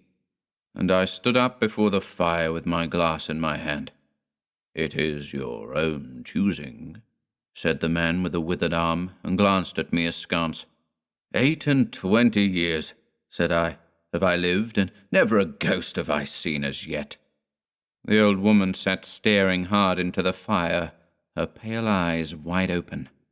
Aye, she broke in, and 28 years you have lived and never seen the likes of this house, I reckon. There's a many things to see when one's still but 28. She swayed her head slowly from side to side. A many things to see and sorrow for. I half suspected the old people were trying to enhance the spiritual terrors of their house by their droning insistence. I put down my empty glass on the table and looked about the room and caught a glimpse of myself, abbreviated and broadened to an impossible sturdiness, in the queer old mirror at the end of the room. Well, I said, if I see anything tonight, I shall be so much the wiser, for I come to the business with an open mind. It's your own choosing, said the man with the withered arm once more. I heard the faint sound of a stick and a shambling step on the flags in the passage outside. The door creaked on its hinges as a second old man entered, more bent, more wrinkled, more aged even than the first. He supported himself by the help of a crutch. His eyes were covered by a shade, and his lower lip, half averted, hung pale and pink from his decaying yellow teeth. He made straight for an armchair on the opposite side of the table, sat down clumsily, and began to cough. The man with the withered hand gave the newcomer a short glance of positive dislike. The old woman took no notice of his arrival, but remained with her eyes fixed steadily on the fire. I said, it's your own choosing, said the man with the withered hand, when the coughing had ceased for a while. It's my own choosing, I answered. The man with the shade became aware of my presence for the first time, and threw his head back for a moment, and sidewise to see me. I caught a momentary glimpse of his eyes, small and bright and inflamed. Then he began to cough and splutter again. "Why don't you drink?" said the man with the withered arm, pushing the beer toward him. The man with the shade poured out a glassful with a shaking hand that splashed half as much again on the deal table. A monstrous shadow of him crouched upon the wall and mocked his action as he poured and drank. I must confess I had scarcely expected these grotesque custodians. There is, to my mind, something inhuman in senility, something crouching and atavistic. The human qualities seem to drop from old people insensibly day by day. The three of them made me feel uncomfortable with their gaunt silences, their bent carriage, their evident unfriendliness to me and to one another. And that night, perhaps, I was in the mood for uncomfortable impressions. I resolved to get away from their vague foreshadowings of the evil things upstairs. "If," said I, "you will show me to this haunted room of yours, I will make myself comfortable there." The old man with the cough jerked his head back so suddenly that it startled me, and shot another glance of his red eyes at me from out of the darkness under the shade, but no one answered me. I waited a minute, glancing from one to the other. The old woman stared like a dead body, glaring into the fire with lackluster eyes. "If," I said, a little louder, "if you will show me to this haunted room of yours, I will relieve you from the task of entertaining me." "There's a candle on the slab outside the door," said the man with the withered hand, looking at my feet as he addressed me. "But if you go to the red room tonight—" "This night of all nights," said the old woman softly, "you go alone." "Very well," I answered shortly. "And which way do I go?" "You go along the passage for a bit," said he, nodding his head on his shoulder at the door, "until you come to a spiral staircase, and on the second landing is a door covered with green baize. Go through that, and down the long corridor to the end. The red room is on your left up the steps." "Have I got that right?" I said, and repeated his directions. He corrected me in one particular. "And you are really going?" said the man with the shade, looking at me again for the third time with that queer, unnatural tilting of the face. "This night of all nights," whispered the old woman. "It is what I came for," I said, and moved toward the door. As I did so, the old man with the shade rose and staggered round the table, so as to be closer to the others and to the fire. At the door, I turned and looked at them, and saw they were all close together, dark against the firelight, staring at me over their shoulders, with an intent expression on their ancient faces. "Good night," I said, setting the door open. "It's your own choosing," said the man with the withered arm. I left the door wide open until the candle was well alight, and then I shut them in and walked down the chilly, echoing passage. I must confess that the oddness of these three old pensioners, in whose charge her ladyship had left the castle, and the deep-toned, old-fashioned furniture of the housekeeper's room, in which they foregathered, had affected me curiously, in spite of my effort to keep myself at a matter-of-fact face. They seemed to belong to another age, an older age, an age when things spiritual were indeed to be feared, when common sense was uncommon, an age when omens and witches were credible, and ghosts beyond denying. Their very existence, thought I, is spectral. The cut of their clothing, fashions born in dead brains. The ornaments and conveniences in the room about them even are ghostly. The thoughts of vanished men, which still haunt rather than participate in the world of today.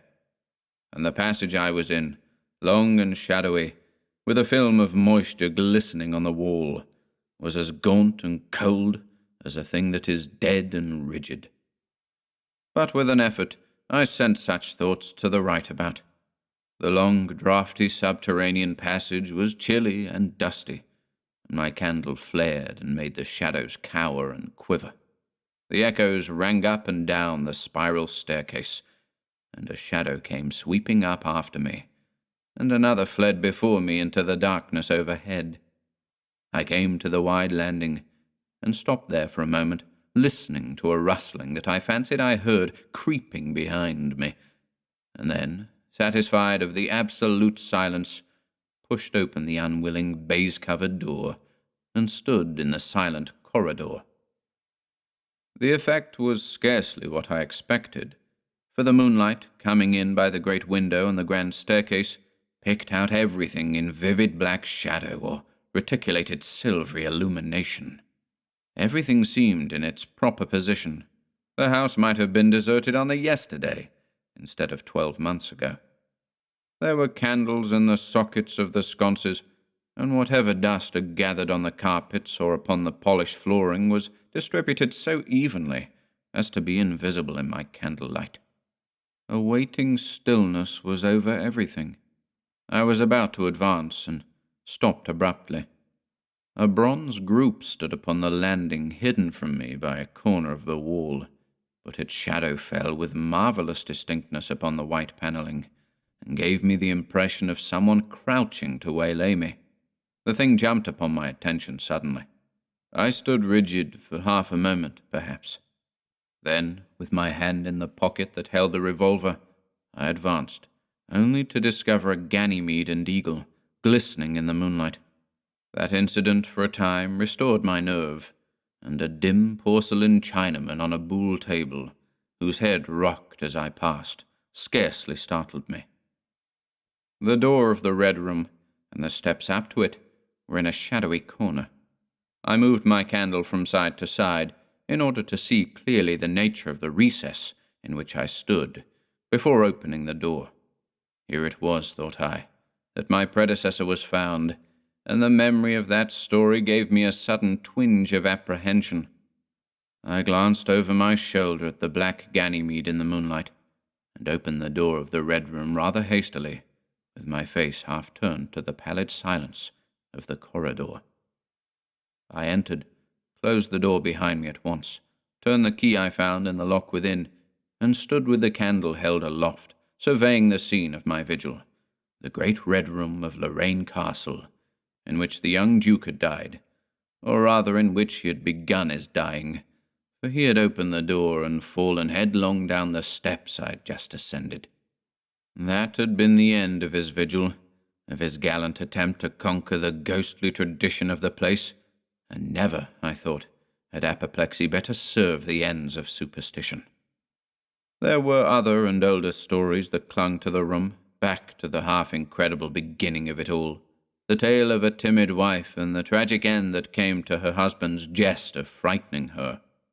And looking round that huge shadowy room with its black window bays, its recesses and alcoves, its dusty brown-red hangings and dark, gigantic furniture, one could well understand the legends that had sprouted in its black corners, its germinating darknesses. My candle was a little tongue of light in the vastness of the chamber.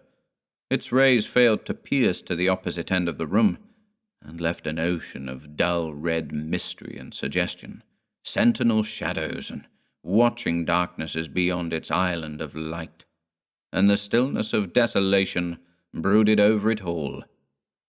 I must confess some impalpable quality of that ancient room disturbed me. I tried to fight the feeling down. I resolved to make a systematic examination of the place, and so, by leaving nothing to the imagination, dispel the fanciful suggestions of the obscurity before they obtained a hold upon me. After satisfying myself of the fastening of the door, I began to walk round the room, peering round each article of furniture, tucking up the valances of the bed and opening its curtains wide. In one place there was a distinct echo to my footsteps.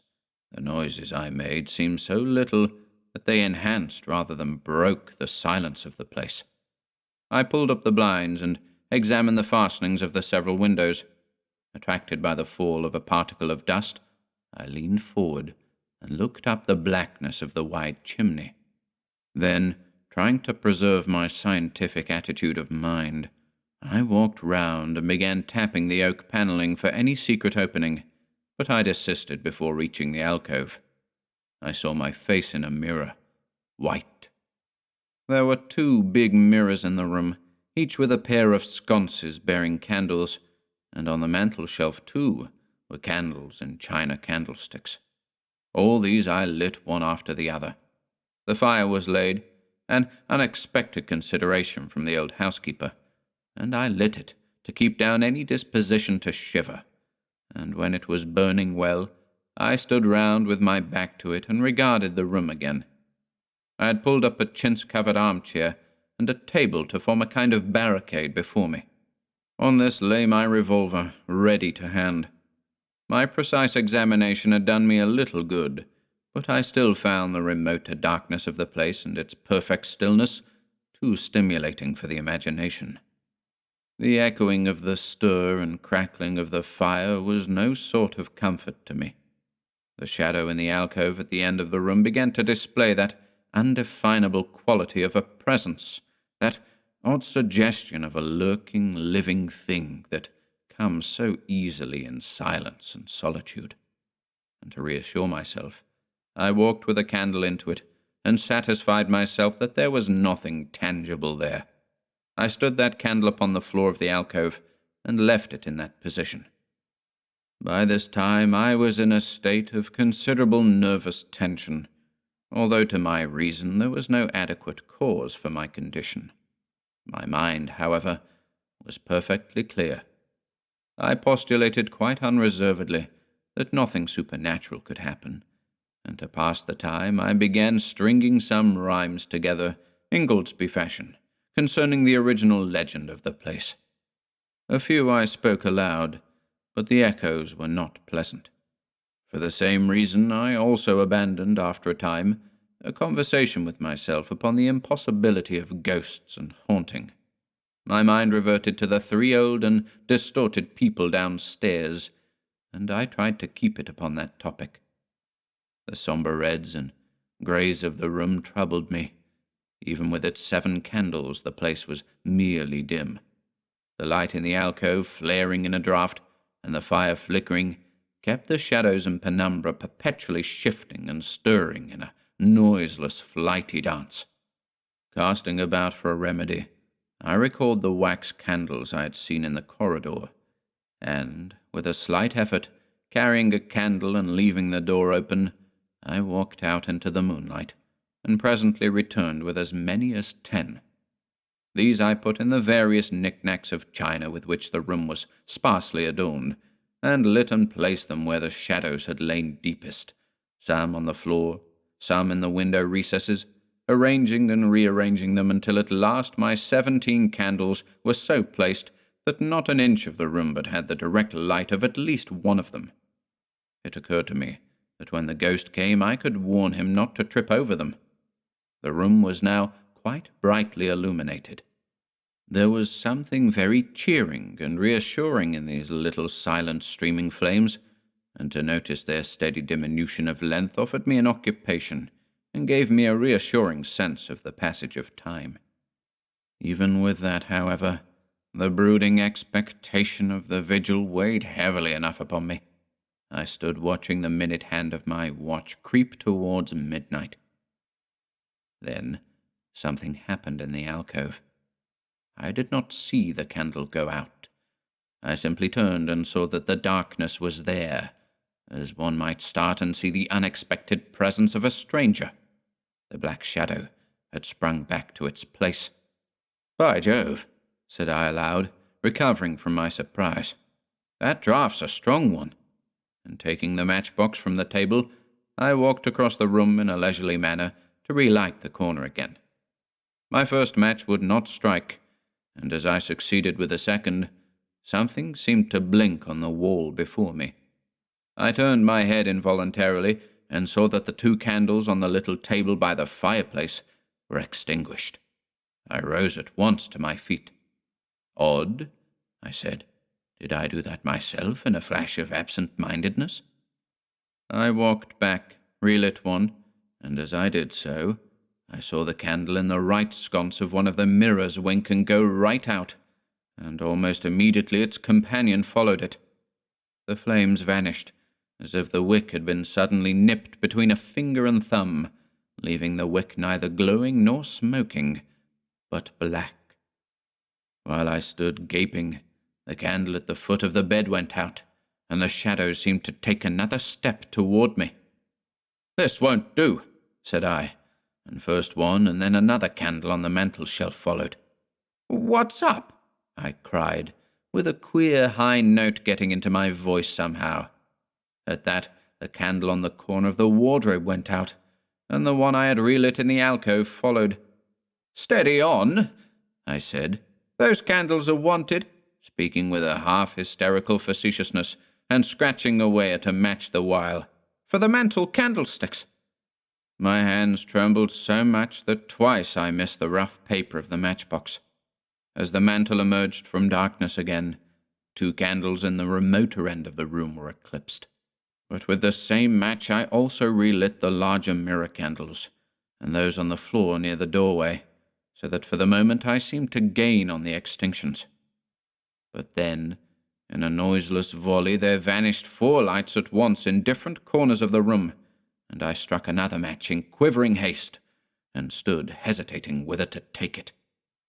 As I stood undecided, an invisible hand seemed to sweep out the 2 candles on the table. With a cry of terror, I dashed at the alcove, then into the corner and then into the window, relighting 3 as 2 more vanished by the fireplace, and then, perceiving a better way, I dropped matches on the iron-bound deed-box in the corner, and caught up the bedroom candlestick. With this I avoided the delay of striking matches, but for all that the steady process of extinction went on, and the shadows I feared and fought against returned and crept in upon me. First a step gained on this side of me, then on that. I was now almost frantic with the horror of the coming darkness, and my self-possession deserted me. I leaped panting from candle to candle in a vain struggle against that remorseless advance. I bruised myself in the thigh against the table. I sent a chair headlong. I stumbled and fell and whisked the cloth from the table in my fall. My candle rolled away from me, and I snatched another as I rose. Abruptly, this was blown out as I swung it off the table by the wind of my sudden movement, and immediately the 2 remaining candles followed. But there was light still in the room, a red light that streamed across the ceiling and staved off the shadows from me. The fire! Of course, I could still thrust my candle between the bars and relight it. I turned to where the flames were still dancing between the glowing coals and splashing red reflections upon the furniture, made 2 steps toward the grate, and incontinently the flames dwindled and vanished. The glow vanished, the reflections rushed together and disappeared, and as I thrust the candle between the bars, darkness closed upon me like the shutting of an eye, wrapped about me in a stifling embrace, sealed my vision, and crushed the last vestiges of self-possession from my brain. And it was not only palpable darkness, but intolerable terror. The candle fell from my hands. I flung out my arms in a vain effort to thrust that ponderous blackness away from me, and lifting up my voice, screamed with all my might, once, twice, thrice. Then I think I must have staggered to my feet.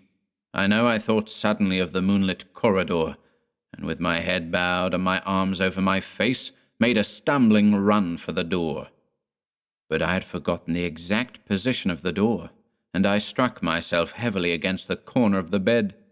I staggered back, turned, and was either struck or struck myself against some other bulky furnishing. I have a vague memory of battering myself thus to and fro in the darkness, of a heavy blow at last upon my forehead, of a horrible sensation of falling that lasted an age, of my last frantic effort to keep my footing, and then I remember no more. I opened my eyes in daylight. My head was roughly bandaged, and the man with the withered hand was watching my face. I looked about me, trying to remember what had happened, and for a space I could not recollect. I rolled my eyes into the corner and saw the old woman, no longer abstracted, no longer terrible, pouring out some drops of medicine from a little blue phial into a glass. "Where am I?" I said. "I seem to remember you, and yet I cannot remember who you are." They told me then, and I heard of the haunted Red Room as one who hears a tale. "We found you at dawn," said he, "and there was blood on your forehead and lips." I wondered that I had ever disliked him. The three of them in the daylight seemed commonplace old folk enough. The man with the green shade had his head bent as one who sleeps. It was very slowly I recovered the memory of my experience. "You believe now," said the old man with the withered hand, "that the room is haunted?" He spoke no longer as one who greets an intruder, but as one who condoles with a friend. "Yes," said I, "the room is haunted." "And you have seen it, and we who have been here all our lives have never set eyes upon it, because we have never dared. Tell us, is it truly the old Earl who—" "No," said I, "it is not." "I told you so," said the old lady, with the glass in her hand. "It is his poor young countess who was frightened." "It is not," I said. "There is neither ghost of Earl nor ghost of countess in that room. There is no ghost there at all. But worse, far worse, something impalpable." "Well," they said. "The worst of all the things that haunt poor mortal men," said I, "and that is, in all its nakedness, fear. Fear that will not have light nor sound, that will not bear with reason, that deafens and darkens and overwhelms. It followed me through the corridor. It fought against me in the room." I stopped abruptly. There was an interval of silence. My hand went up to my bandages. The candles went out one after another, and I fled. Then the man with the shade lifted his face sideways to see me, and spoke. "That is it," said he. "I knew that was it. A power of darkness to put such a curse upon a home. It lurks there always. You can feel it even in the daytime, even of a bright summer's day, in the hangings, in the curtains, keeping behind you however you face about. In the dusk it creeps in the corridor and follows you, so that you dare not turn. It is even as you say. Fear itself is in that room, black fear, and there it will be, so long as this house of sin endures."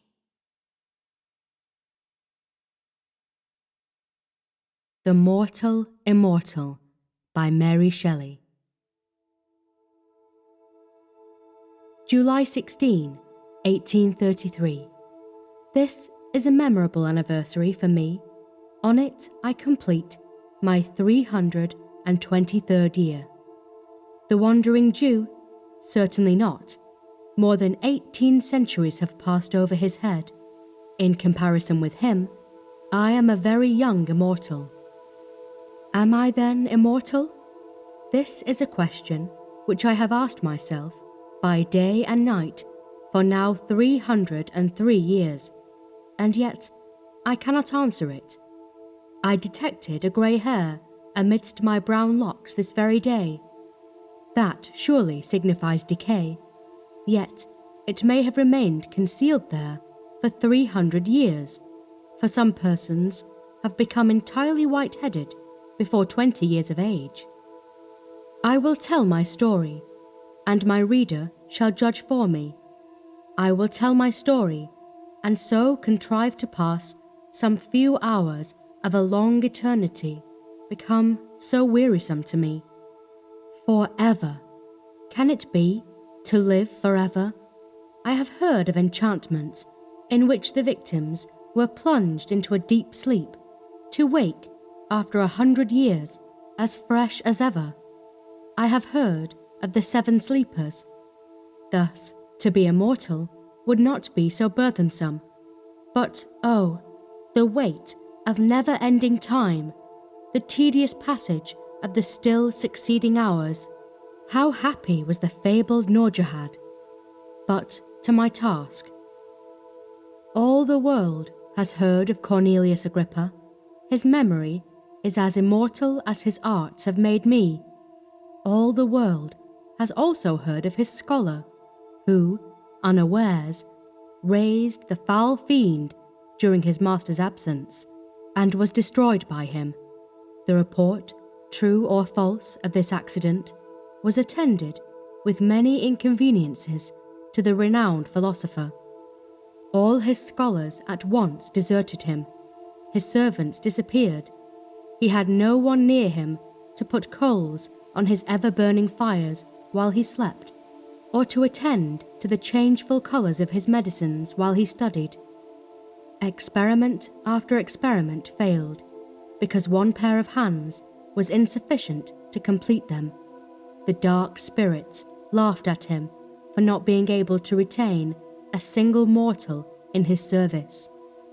I was then very young, very poor, and very much in love.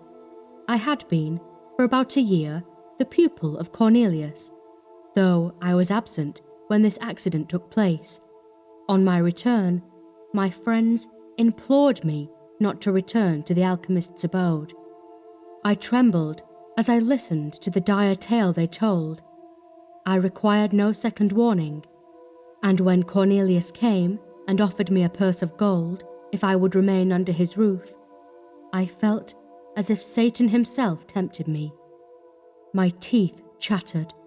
My hair stood on end. I ran off as fast as my trembling knees would permit. My failing steps were directed whither for 2 years they had every evening been attracted. A gently bubbling spring of pure living water, beside which lingered a dark-haired girl whose beaming eyes were fixed on the path I was accustomed each night to tread. I cannot remember the hour when I did not love Bertha. We had been neighbours and playmates from infancy. Her parents, like mine, were of humble life, yet respectable. Our attachment had been a source of pleasure to them. In an evil hour, a malignant fever carried off both her father and mother, and Bertha became an orphan. She would have found a home beneath my paternal roof, but, unfortunately, the old lady of the near castle, rich, childless, and solitary, declared her intention to adopt her. Henceforth, Bertha was clad in silk, inhabited a marble palace, and was looked on as being highly favoured by fortune. But in her new situation among her new associates, Bertha remained true to the friend of her humbler days. She often visited the cottage of my father, and when forbidden to go thither, she would stray towards the neighbouring wood and meet me beside its shady fountain. She often declared that she owed no duty to her new protectress equal in sanctity to that which bound us. Yet I was too poor to marry, and she grew weary of being tormented on my account. She had a haughty but an impatient spirit, and grew angry at the obstacle that prevented our union. We met now after an absence, and she had been sorely beset while I was away. She complained bitterly and almost reproached me for being poor. I replied hastily, "I am honest. If I am poor, were I not, I might soon become rich." This exclamation produced 1,000 questions.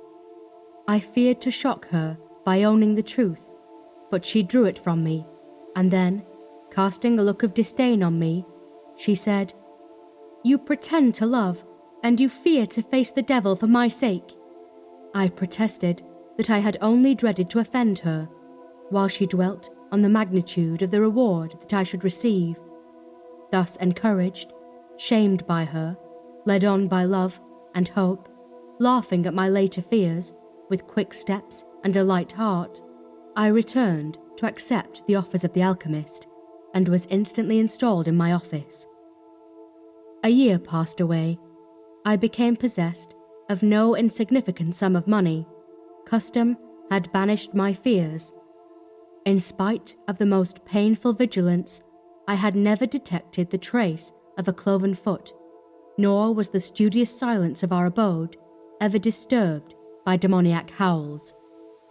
I still continued my stolen interviews with Bertha, and hope dawned on me.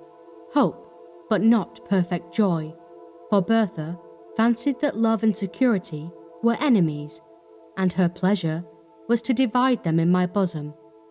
Though true of heart, she was something of a coquette in manner. I was jealous as a Turk. She slighted me in 1,000 ways, yet would never acknowledge herself to be in the wrong. She would drive me mad with anger, and then force me to beg her pardon. Sometimes she fancied that I was not sufficiently submissive, and then she had some story of a rival, favoured by her protectress. She was surrounded by silk-clad youths, the rich and gay. What chance had the sad-robed scholar of Cornelius compared with these? On one occasion, the philosopher made such large demands upon my time that I was unable to meet her as I was wont. He was engaged in some mighty work, and I was forced to remain, day and night, feeding his furnaces and watching his chemical preparations. Bertha waited for me in vain at the fountain. Her haughty spirit fired at this neglect, and when at last I stole out, during a few short minutes allotted to me for slumber, and hoped to be consoled by her, she received me with disdain, dismissed me in scorn, and vowed that any man should possess her hand rather than he who could not be in 2 places at once for her sake. She would be revenged, and truly she was. In my dingy retreat, I heard that she had been hunting, attended by Albert Hoffer. Albert Hoffer was favoured by her protectress, and the 3 passed in cavalcade before my smoky window. Methought that they mentioned my name. It was followed by a laugh of derision, as her dark eyes glanced contemptuously towards my abode. Jealousy, with all its venom and all its misery, entered my breast. Now I shed a torrent of tears, to think that I should never call her mine, and anon I imprecated 1,000 curses on her inconsistency. Yet still I must stir the fires of the alchemist, still attend on the changes of his unintelligible medicines. Cornelius had watched for 3 days and nights, nor closed his eyes. The progress of his alembics was slower than he expected. In spite of his anxiety, sleep waited upon his eyelids. Again and again he threw off drowsiness with more than human energy. Again and again it stole away his senses. He eyed his crucibles wistfully. "Not ready yet," he murmured. "Will another night pass before the work is accomplished? Whinsey, you are vigilant, you are faithful, you have slept, my boy, you slept last night. Look at that glass vessel. The liquid it contains is of a soft rose colour. The moment it begins to change hue, awaken me. Till then, I may close my eyes. First, it will turn white, and then emit golden flashes. But wait not till then. When the rose colour fades, rouse me." I scarcely heard the last words, muttered as they were in sleep. Even then, he did not quite yield to nature. "Whinsey, my boy," he again said, "do not touch the vessel, do not put it to your lips. It is a filter to cure love. You would not cease to love your Bertha. Beware to drink." And he slept, his venerable head sunk on his breast, and I scarce heard his regular breathing. For a few minutes I watched the vessel. The rosy hue of the liquid remained unchanged. Then my thoughts wandered. They visited the fountain and dwelt on 1,000 charming scenes, never to be renewed. Never. Serpents and adders were in my heart as the word "never" half formed itself on my lips. False girl, false and cruel. Never more would she smile on me as that evening she smiled on Albert. Worthless, detested woman, I would not remain unrevenged. She should see Albert expire at her feet. She should die beneath my vengeance. She had smiled in disdain and triumph. She knew my wretchedness and her power. Yet, what power had she? The power of exciting my hate, my utter scorn, all but indifference. Could I attain that? Could I regard her with careless eyes, transferring my rejected love to one fairer and more true? That were indeed a victory. A bright flash darted before my eyes. I had forgotten the medicine of the adept. I gazed on it with wonder. Flashes of admirable beauty, more bright than those which the diamond emits when the sun's rays are on it, glanced from the surface of the liquid, and odour, the most fragrant and grateful, stole over my sense. The vessel seemed one globe of living radiance, lovely to the eye and most inviting to the taste. The first thought, instinctively inspired by the grosser sense, was, I must drink. I raised the vessel to my lips. It will cure me of love, of torture. Already I had quaffed half of the most delicious liquor ever tasted by the palate of man, when the philosopher stirred. I started. I dropped the glass. The fluid flamed and glanced along the floor, while I felt Cornelius's gripe at my throat, as he shrieked aloud, "Wretch, you have destroyed the labour of my life!" The philosopher was totally unaware that I had drunk any portion of his drug. His idea was, and I gave a tacit assent to it, that I had raised the vessel from curiosity, and that, frightened at its brightness and the flashes of intense light it gave forth, I had let it fall. I never undeceived him. The fire of the medicine was quenched. The fragrance died away. He grew calm, as a philosopher should, under the heaviest trials, and dismissed me to rest. I will not attempt to describe the sleep of glory and bliss which bathed my soul in paradise during the remaining hours of that memorable night. Words would be faint and shallow types of my enjoyment, or of the gladness that possessed my bosom when I woke. I trod air. My thoughts were in heaven. Earth appeared heaven, and my inheritance upon it was to be one trance of delight. This it is to be cured of love, I thought. I will see Bertha this day, and she will find her lover cold and regardless, too happy to be disdainful, yet how utterly indifferent to her. The hours danced away. The philosopher, secure that he had once succeeded, and believing that he might again, began to concoct the same medicine once more. He was shut up with his books and drugs, and I had a holiday. I dressed myself with care.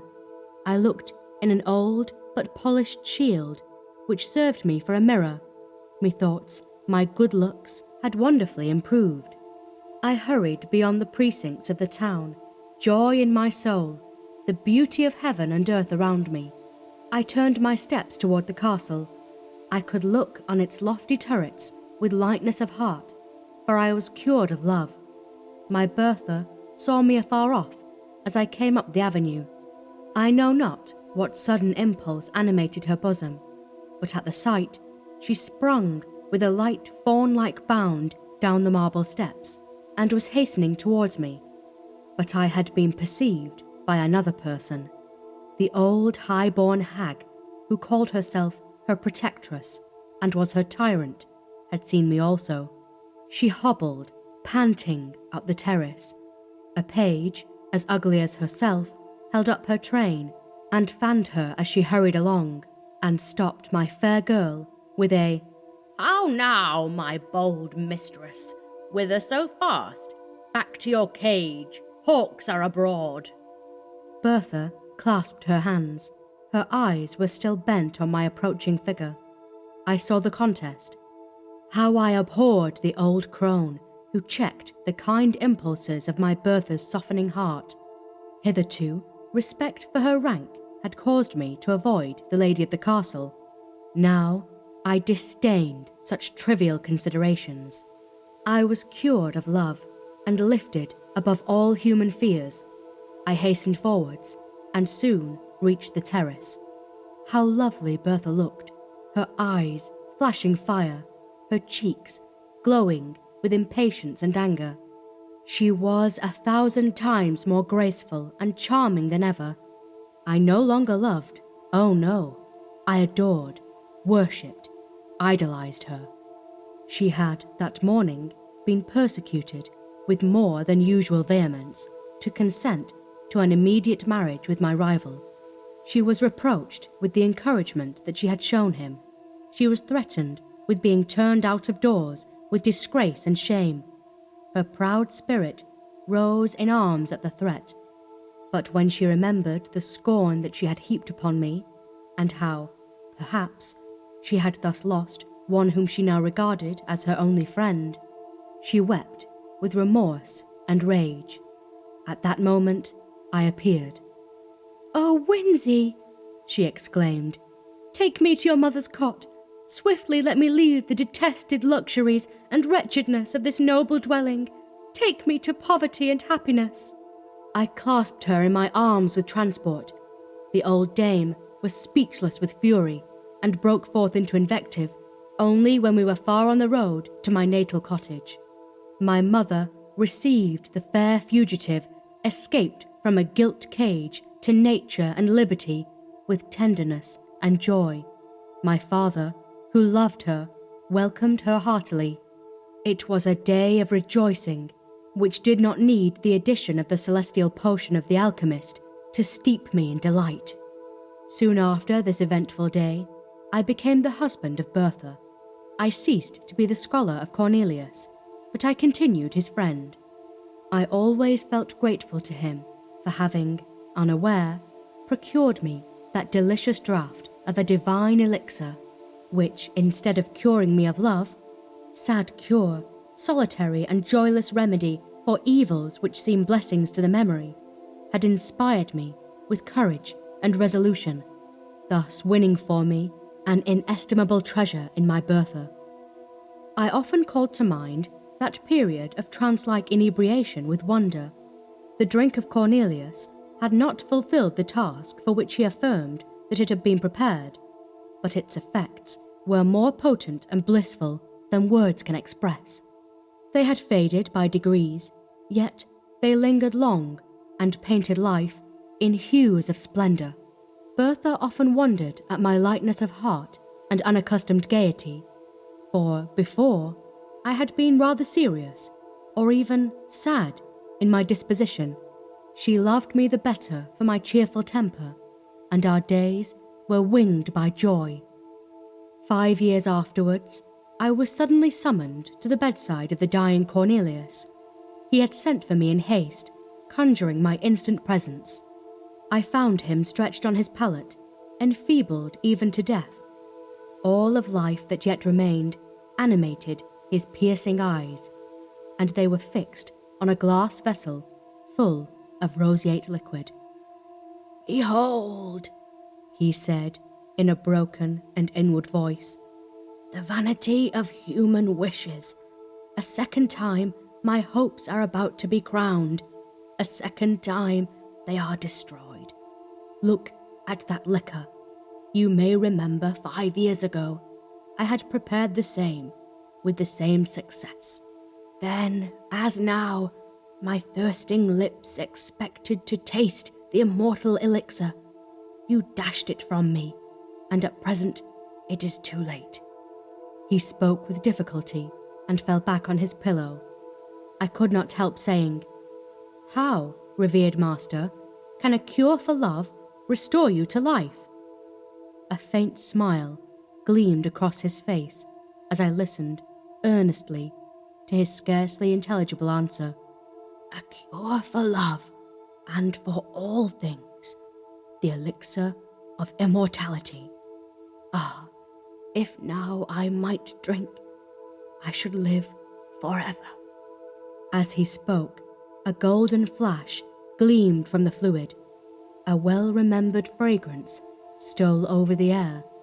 He raised himself. All weak as he was, strength seemed miraculously to re-enter his frame. He stretched forth his hand. A loud explosion startled me. A ray of fire shot up from the elixir, and the glass vessel which contained it was shivered to atoms. I turned my eyes towards the philosopher. He had fallen back. His eyes were glassy, his features rigid. He was dead. But I lived, and was to live forever, so said the unfortunate alchemist.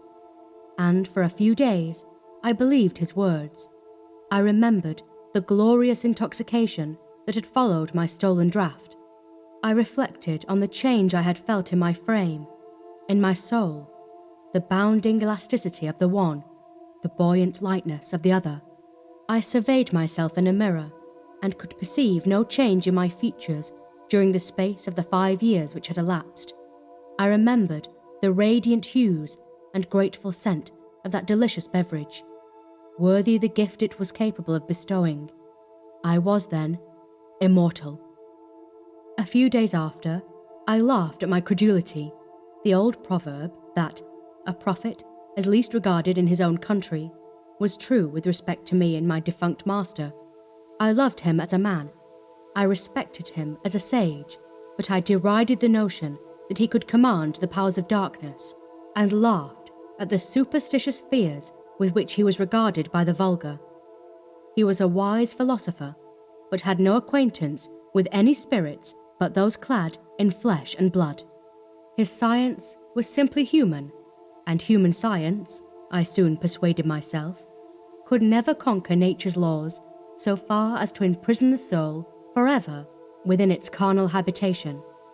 Cornelius had brewed a soul-refreshing drink, more inebriating than wine, sweeter and more fragrant than any fruit. It possessed probably strong medicinal powers, imparting gladness to the heart and vigour to the limbs, but its effects would wear out. Already they were diminished in my frame. I was a lucky fellow to have quaffed health and joyous spirits, and perhaps a long life, at my master's hands. But my good fortune ended there. Longevity was far different from immortality. I continued to entertain this belief for many years. Sometimes a thought stole across me. Was the alchemist indeed deceived? But my habitual credence was that I should meet the fate of all the children of Adam at my appointed time, a little late, but still at a natural age. Yet it was certain that I retained a wonderfully youthful look. I was laughed at for my vanity in consulting the mirror so often, but I consulted it in vain. My brow was untrenched, my cheeks, my eyes, my whole person continued as untarnished as in my 20th year. I was troubled. I looked at the faded beauty of Bertha. I seemed more like her son. By degrees, our neighbours began to make similar observations, and I found at last that I went by the name of the scholar bewitched. Bertha herself grew uneasy. She became jealous and peevish, and at length she began to question me. We had no children. We were all in all to each other. And though, as she grew older, her vivacious spirit became a little allied to ill temper, and her beauty sadly diminished, I cherished her in my heart as the mistress I idolized, the wife I had sought and won with such perfect love. At last, our situation became intolerable. Bertha was 50, I 20 years of age. I had, in very shame, in some measure adopted the habits of advanced age. I no longer mingled in the dance among the young and gay, but my heart bounded along with them while I restrained my feet, and a sorry figure I cut among the nesters of our village. But before the time I mention, things were altered. We were universally shunned.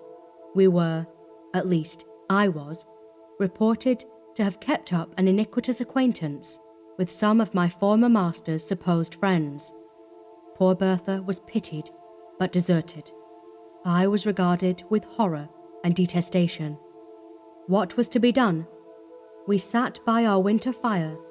Poverty had made itself felt, for none would buy the produce of my farm, and often I had been forced to journey 20 miles to some place where I was not known to dispose of our property. It is true, we had saved something for an evil day. That day was come. We sat by our lone fireside, the old-hearted youth and his antiquated wife. Again, Bertha insisted on knowing the truth. She recapitulated all she had ever heard said about me, and added her own observations. She conjured me to cast off the spell.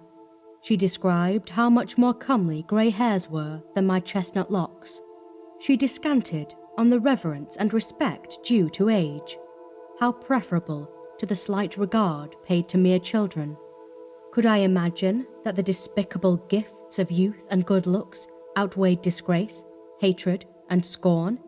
Nay, in the end, I should be burnt as a dealer in the black art, while she, to whom I had not deigned to communicate any portion of my good fortune, might be stoned as my accomplice. At length, she insinuated that I must share my secret with her, and bestow on her like benefits to those I myself enjoyed, or she would denounce me, and then she burst into tears. Thus beset, methought it was the best way to tell the truth. I revealed it as tenderly as I could, and spoke only of a very long life, not of immortality, which representation, indeed, coincided best with my own ideas. When I ended, I rose and said, "And now, my Bertha, will you now denounce the lover of your youth? You will not, I know, but it is too hard, my poor wife, that you should suffer for my ill luck and the accursed arts of Cornelius. I will leave you. You have wealth enough, and friends will return in my absence. I will go, young as I seem, and strong as I am. I can work and gain my bread among strangers, unsuspected and unknown. I loved you in youth. God is my witness that I would not desert you in age, but that your safety and happiness require it." I took my cap and moved toward the door. In a moment, Bertha's arms were round my neck, and her lips were pressed to mine. "No, my husband, my Winsey," she said. "You shall not go alone. Take me with you. We will remove from this place, and, as you say, among strangers, we shall be unsuspected and safe. I am not so old as quite to shame you, my Winsey, and I dare say the charm will soon wear off, and, with the blessing of God, you will become more elderly-looking, as is fitting. You shall not leave me." I returned the good soul's embrace heartily. "I will not, my Bertha, but for your sake I had not thought of such a thing. I will be your true, faithful husband while you are spared to me, and do my duty by you to the last." The next day, we prepared secretly for our emigration. We were obliged to make great pecuniary sacrifices. It could not be helped. We realized a sum sufficient, at least, to maintain us while Bertha lived, and, without saying adieu to anyone, quitted our native country to take refuge in a remote part of western France. It was a cruel thing to transport poor Bertha from her native village and the friends of her youth to a new country, new language, new customs. The strange secret of my destiny rendered this removal immaterial to me, but I compassionated her deeply, and was glad to perceive that she found compensation for her misfortunes in a variety of little ridiculous circumstances. Away from all telltale chroniclers, she sought to decrease the apparent disparity of our ages by 1,000 feminine arts, rouge, youthful dress, and assumed juvenility of manner. I could not be angry. Did I not myself wear a mask? Why quarrel with hers because it was less successful? I grieved deeply when I remembered that this was my Bertha, whom I had loved so fondly and won with such transport, the dark-eyed, dark-haired girl, with smiles of enchanting archness and a step like a fawn. This mincing, simpering, jealous old woman. I should have revered her grey locks and withered cheeks, but thus, it was my work, I knew, but I did not the less deplore this type of human weakness. Her jealousy never slept. Her chief occupation was to discover that, in spite of outward appearances, I was myself growing old. I verily believe that the poor soul loved me truly in her heart, but never had a woman so tormenting a mode of displayed fondness. She would discern wrinkles in my face and decrepitude in my walk, while I bounded along in youthful vigour, the youngest looking of 20 youths. I never dared address another woman. On one occasion, fancying that the belle of the village regarded me with favouring eyes, she brought me a grey wig. Her constant discourse among her acquaintances was, that though I looked so young, there was ruin at work within my frame, and she affirmed that the worst symptom about me was my apparent health. My youth was a disease, she said, and I ought at all times to prepare, if not for a sudden and awful death, at least to awake some morning, white-headed and bowed down with all the marks of advanced years. I let her talk. I often joined in her conjectures. Her warnings chimed in with my never-ceasing speculations concerning my state, and I took an earnest, though painful interest in listening to all that her quick wit and excited imagination could say on the subject. Why dwell on these minute circumstances? We lived on for many long years. Bertha became bedrid and paralytic. I nursed her as a mother might a child. She grew peevish, and still harped upon one string of how long I should survive her. It has ever been a source of consolation to me that I performed my duty scrupulously towards her. She had been mine in youth, she was mine in age, and at last, when I heaped the sod over her corpse, I wept to feel that I had lost all that really bound me to humanity. Since then, how many have been my cares and woes, how few and empty my enjoyments. I pause here in my history. I will pursue it no further. A sailor without rudder or compass, tossed on a stormy sea, a traveller lost on a widespread heath, without landmark or stone to guide him. Such I have been, more lost, more hopeless than either. A nearing ship, a gleam from some far cot may save them. But I have no beacon, except the hope of death. Death, mysterious, ill-visaged friend of weak humanity, why alone of all mortals have you cast me from your sheltering fold?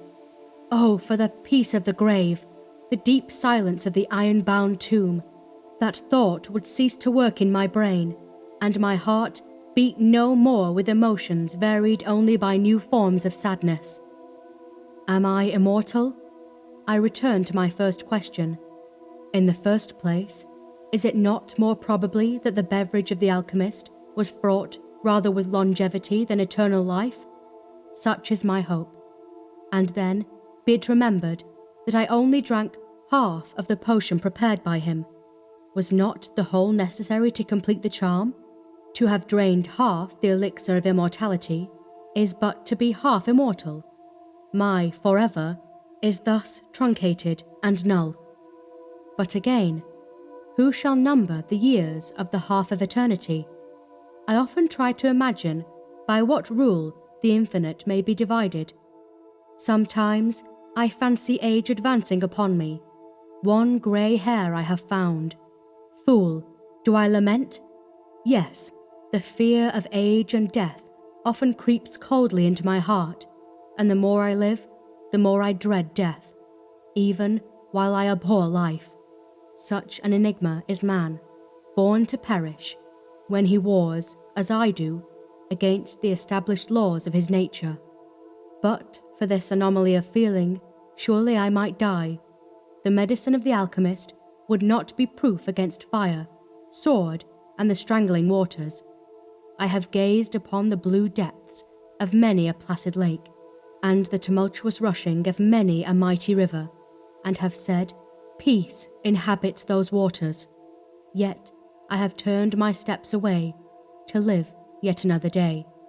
I have asked myself whether suicide would be a crime in one to whom thus only the portals of the other world could be opened. I have done all, except presenting myself as a soldier or duelist, an objection of destruction to not my fellow mortals, and therefore I have shrunk away. They are not my fellows.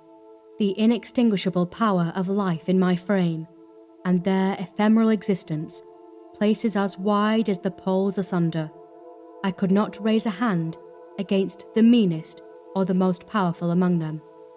Thus I have lived on for many a year, alone and weary of myself, desirous of death, yet never dying, a mortal immortal.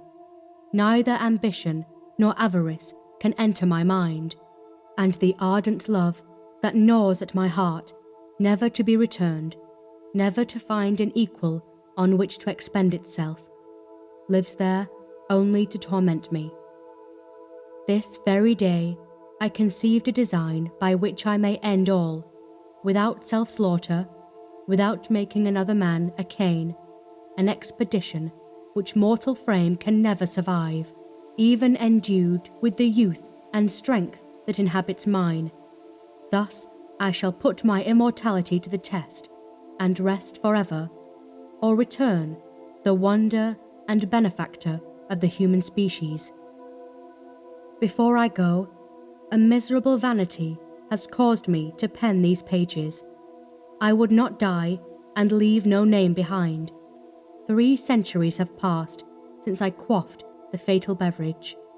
Another year shall not elapse before, encountering gigantic dangers, warring with the powers of frost in their home, beset by famine, toil, and tempest, I yield this body, too tenacious a cage for a soul which thirsts for freedom, to the destructive elements of air and water.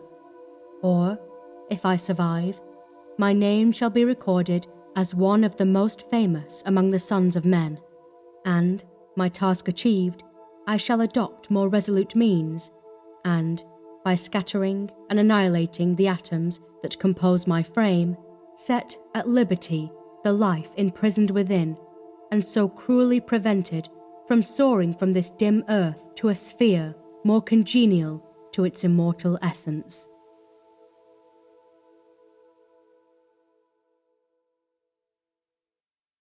The Oval Portrait by Edgar Allan Poe. The chateau into which my valet had ventured to make forcible entrance, rather than permit me, in my desperately wounded condition, to pass a night in the open air, was one of those piles of commingled gloom and grandeur which have so long frowned among the Apennines, not less, in fact, than in the fancy of Mrs. Radcliffe. To all appearance, it had been temporarily and very lately abandoned.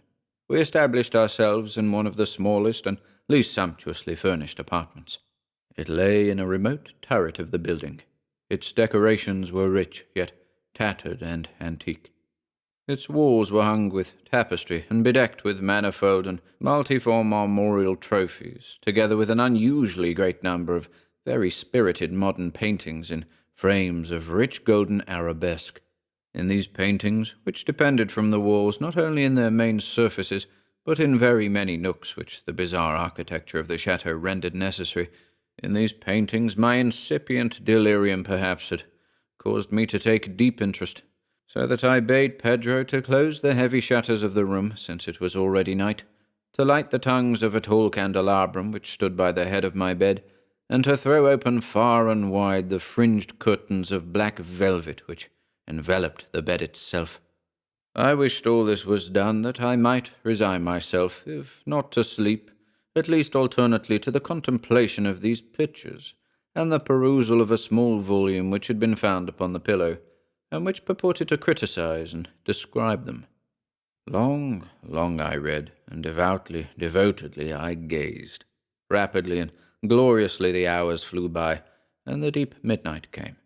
The position of the candelabrum displeased me, and outreaching my hand with difficulty, rather than disturb my slumbering valet, I placed it so as to throw its rays more fully upon the book. But the action produced an effect altogether unanticipated. The rays of the numerous candles, for there were many, now fell within a niche of the room which had hitherto been thrown into deep shade by one of the bedposts. I thus saw in vivid light a picture all unnoticed before. It was the portrait of a young girl just ripening into womanhood. I glanced at the painting hurriedly, and then closed my eyes. Why I did this was not at first apparent, even to my own perception. But while my lids remained thus shut, I ran over in my mind my reason for so shutting them. It was an impulsive movement, to gain time for thought, to make sure that my vision had not deceived me, to calm and subdue my fancy for a more sober and more certain gaze. In a very few moments I again looked fixedly at the painting. That I now saw aright I could not and would not doubt, for the first flashing of the candles upon that canvas had seemed to dissipate the dreamy stupor which was stealing over my senses, and to startle me at once into waking life. The portrait, I have already said, was that of a young girl. It was mere head and shoulders, done in what is technically termed a vignette manner, much in the style of the favourite heads of Sully. The arms, the bosom, and even the ends of the radiant hair melted imperceptibly into the vague yet deep shadow which formed the background of the whole. The frame was oval, richly gilded and filigreed in Moresque. As a thing of art, nothing could be more admirable than the painting itself, but it could have been neither the execution of the work nor the immortal beauty of the countenance which had so suddenly and so vehemently moved me. Least of all could it have been that my fancy, shaken from its half-slumber, had mistaken the head for that of a living person. I saw at once that the peculiarities of the design, of the vignetting, and of the frame must have instantly dispelled such idea, must have prevented even its momentary entertainment. Thinking earnestly upon these points, I remained for an hour, perhaps, half sitting, half reclining, with my vision riveted upon the portrait. At length, satisfied with the true secret of its effect, I fell back within the bed. I had found the spell of the picture in an absolute lifelikeness of expression, which, at first startling, finally confounded, subdued, and appalled me. With deep and reverent awe, I replaced the candelabrum in its former position. The cause of my deep agitation being thus shut from view, I sought eagerly the volume which discussed the paintings and their histories.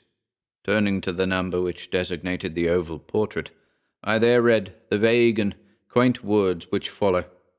She was a maiden of rarest beauty, and not more lovely than full of glee, and evil was the hour when she saw and loved and wedded the painter. He, passionate, studious, austere, and having already a bride in his art. She, a maiden of rarest beauty, and not more lovely than full of glee, all light and smiles, and frolicsome as the young fawn, loving and cherishing all things, hating only the art which was her rival, dreading only the palette and brushes and other untoward instruments which deprived her of the countenance of her lover. It was thus a terrible thing for this lady to hear the painter speak of his desire to portray even his young bride. But she was humble and obedient, and sat meekly for many weeks in the dark, high turret chamber, where the light dripped upon the pale canvas only from overhead. But he, the painter, took glory in his work, which went on from hour to hour, and from day to day, and he was a passionate and wild and moody man, who became lost in reveries, so that he would not see that the light which fell so ghastly in that lone turret withered the health and spirits of his bride, who pined visibly to all but him. Yet she smiled on and still on, uncomplainingly, because she saw that the painter, who had high renown, took a fervid and burning pleasure in his task, and wrought day and night to depict her who so loved him, yet who grew daily more dispirited and weak. And in sooth some who beheld the portrait spoke of its resemblance in low words as of a mighty marvel, and a proof not less of the power of the painter than of his deep love for her, whom he depicted so surpassingly well. But at length, as the labour drew nearer to its conclusion, there were admitted none into the turret, for the painter had grown wild with the ardour of his work, and turned his eyes from canvas merely, even to regard the countenance of his wife. and he would not see that the tints which he spread upon the canvas were drawn from the cheeks of her who sate beside him. And when many weeks had passed, and but little remained to do, save one brush upon the mouth and one tint upon the eye, the spirit of the lady again flickered up as the flame within the socket of the lamp. And then the brush was given, and then the tint was placed, and for one moment the painter stood entranced before the work which he had wrought. But in the next, while he yet gazed, he grew tremulous and very pallid, and aghast, and crying with a loud voice, "This is indeed life itself," turned suddenly to regard his beloved. She was dead.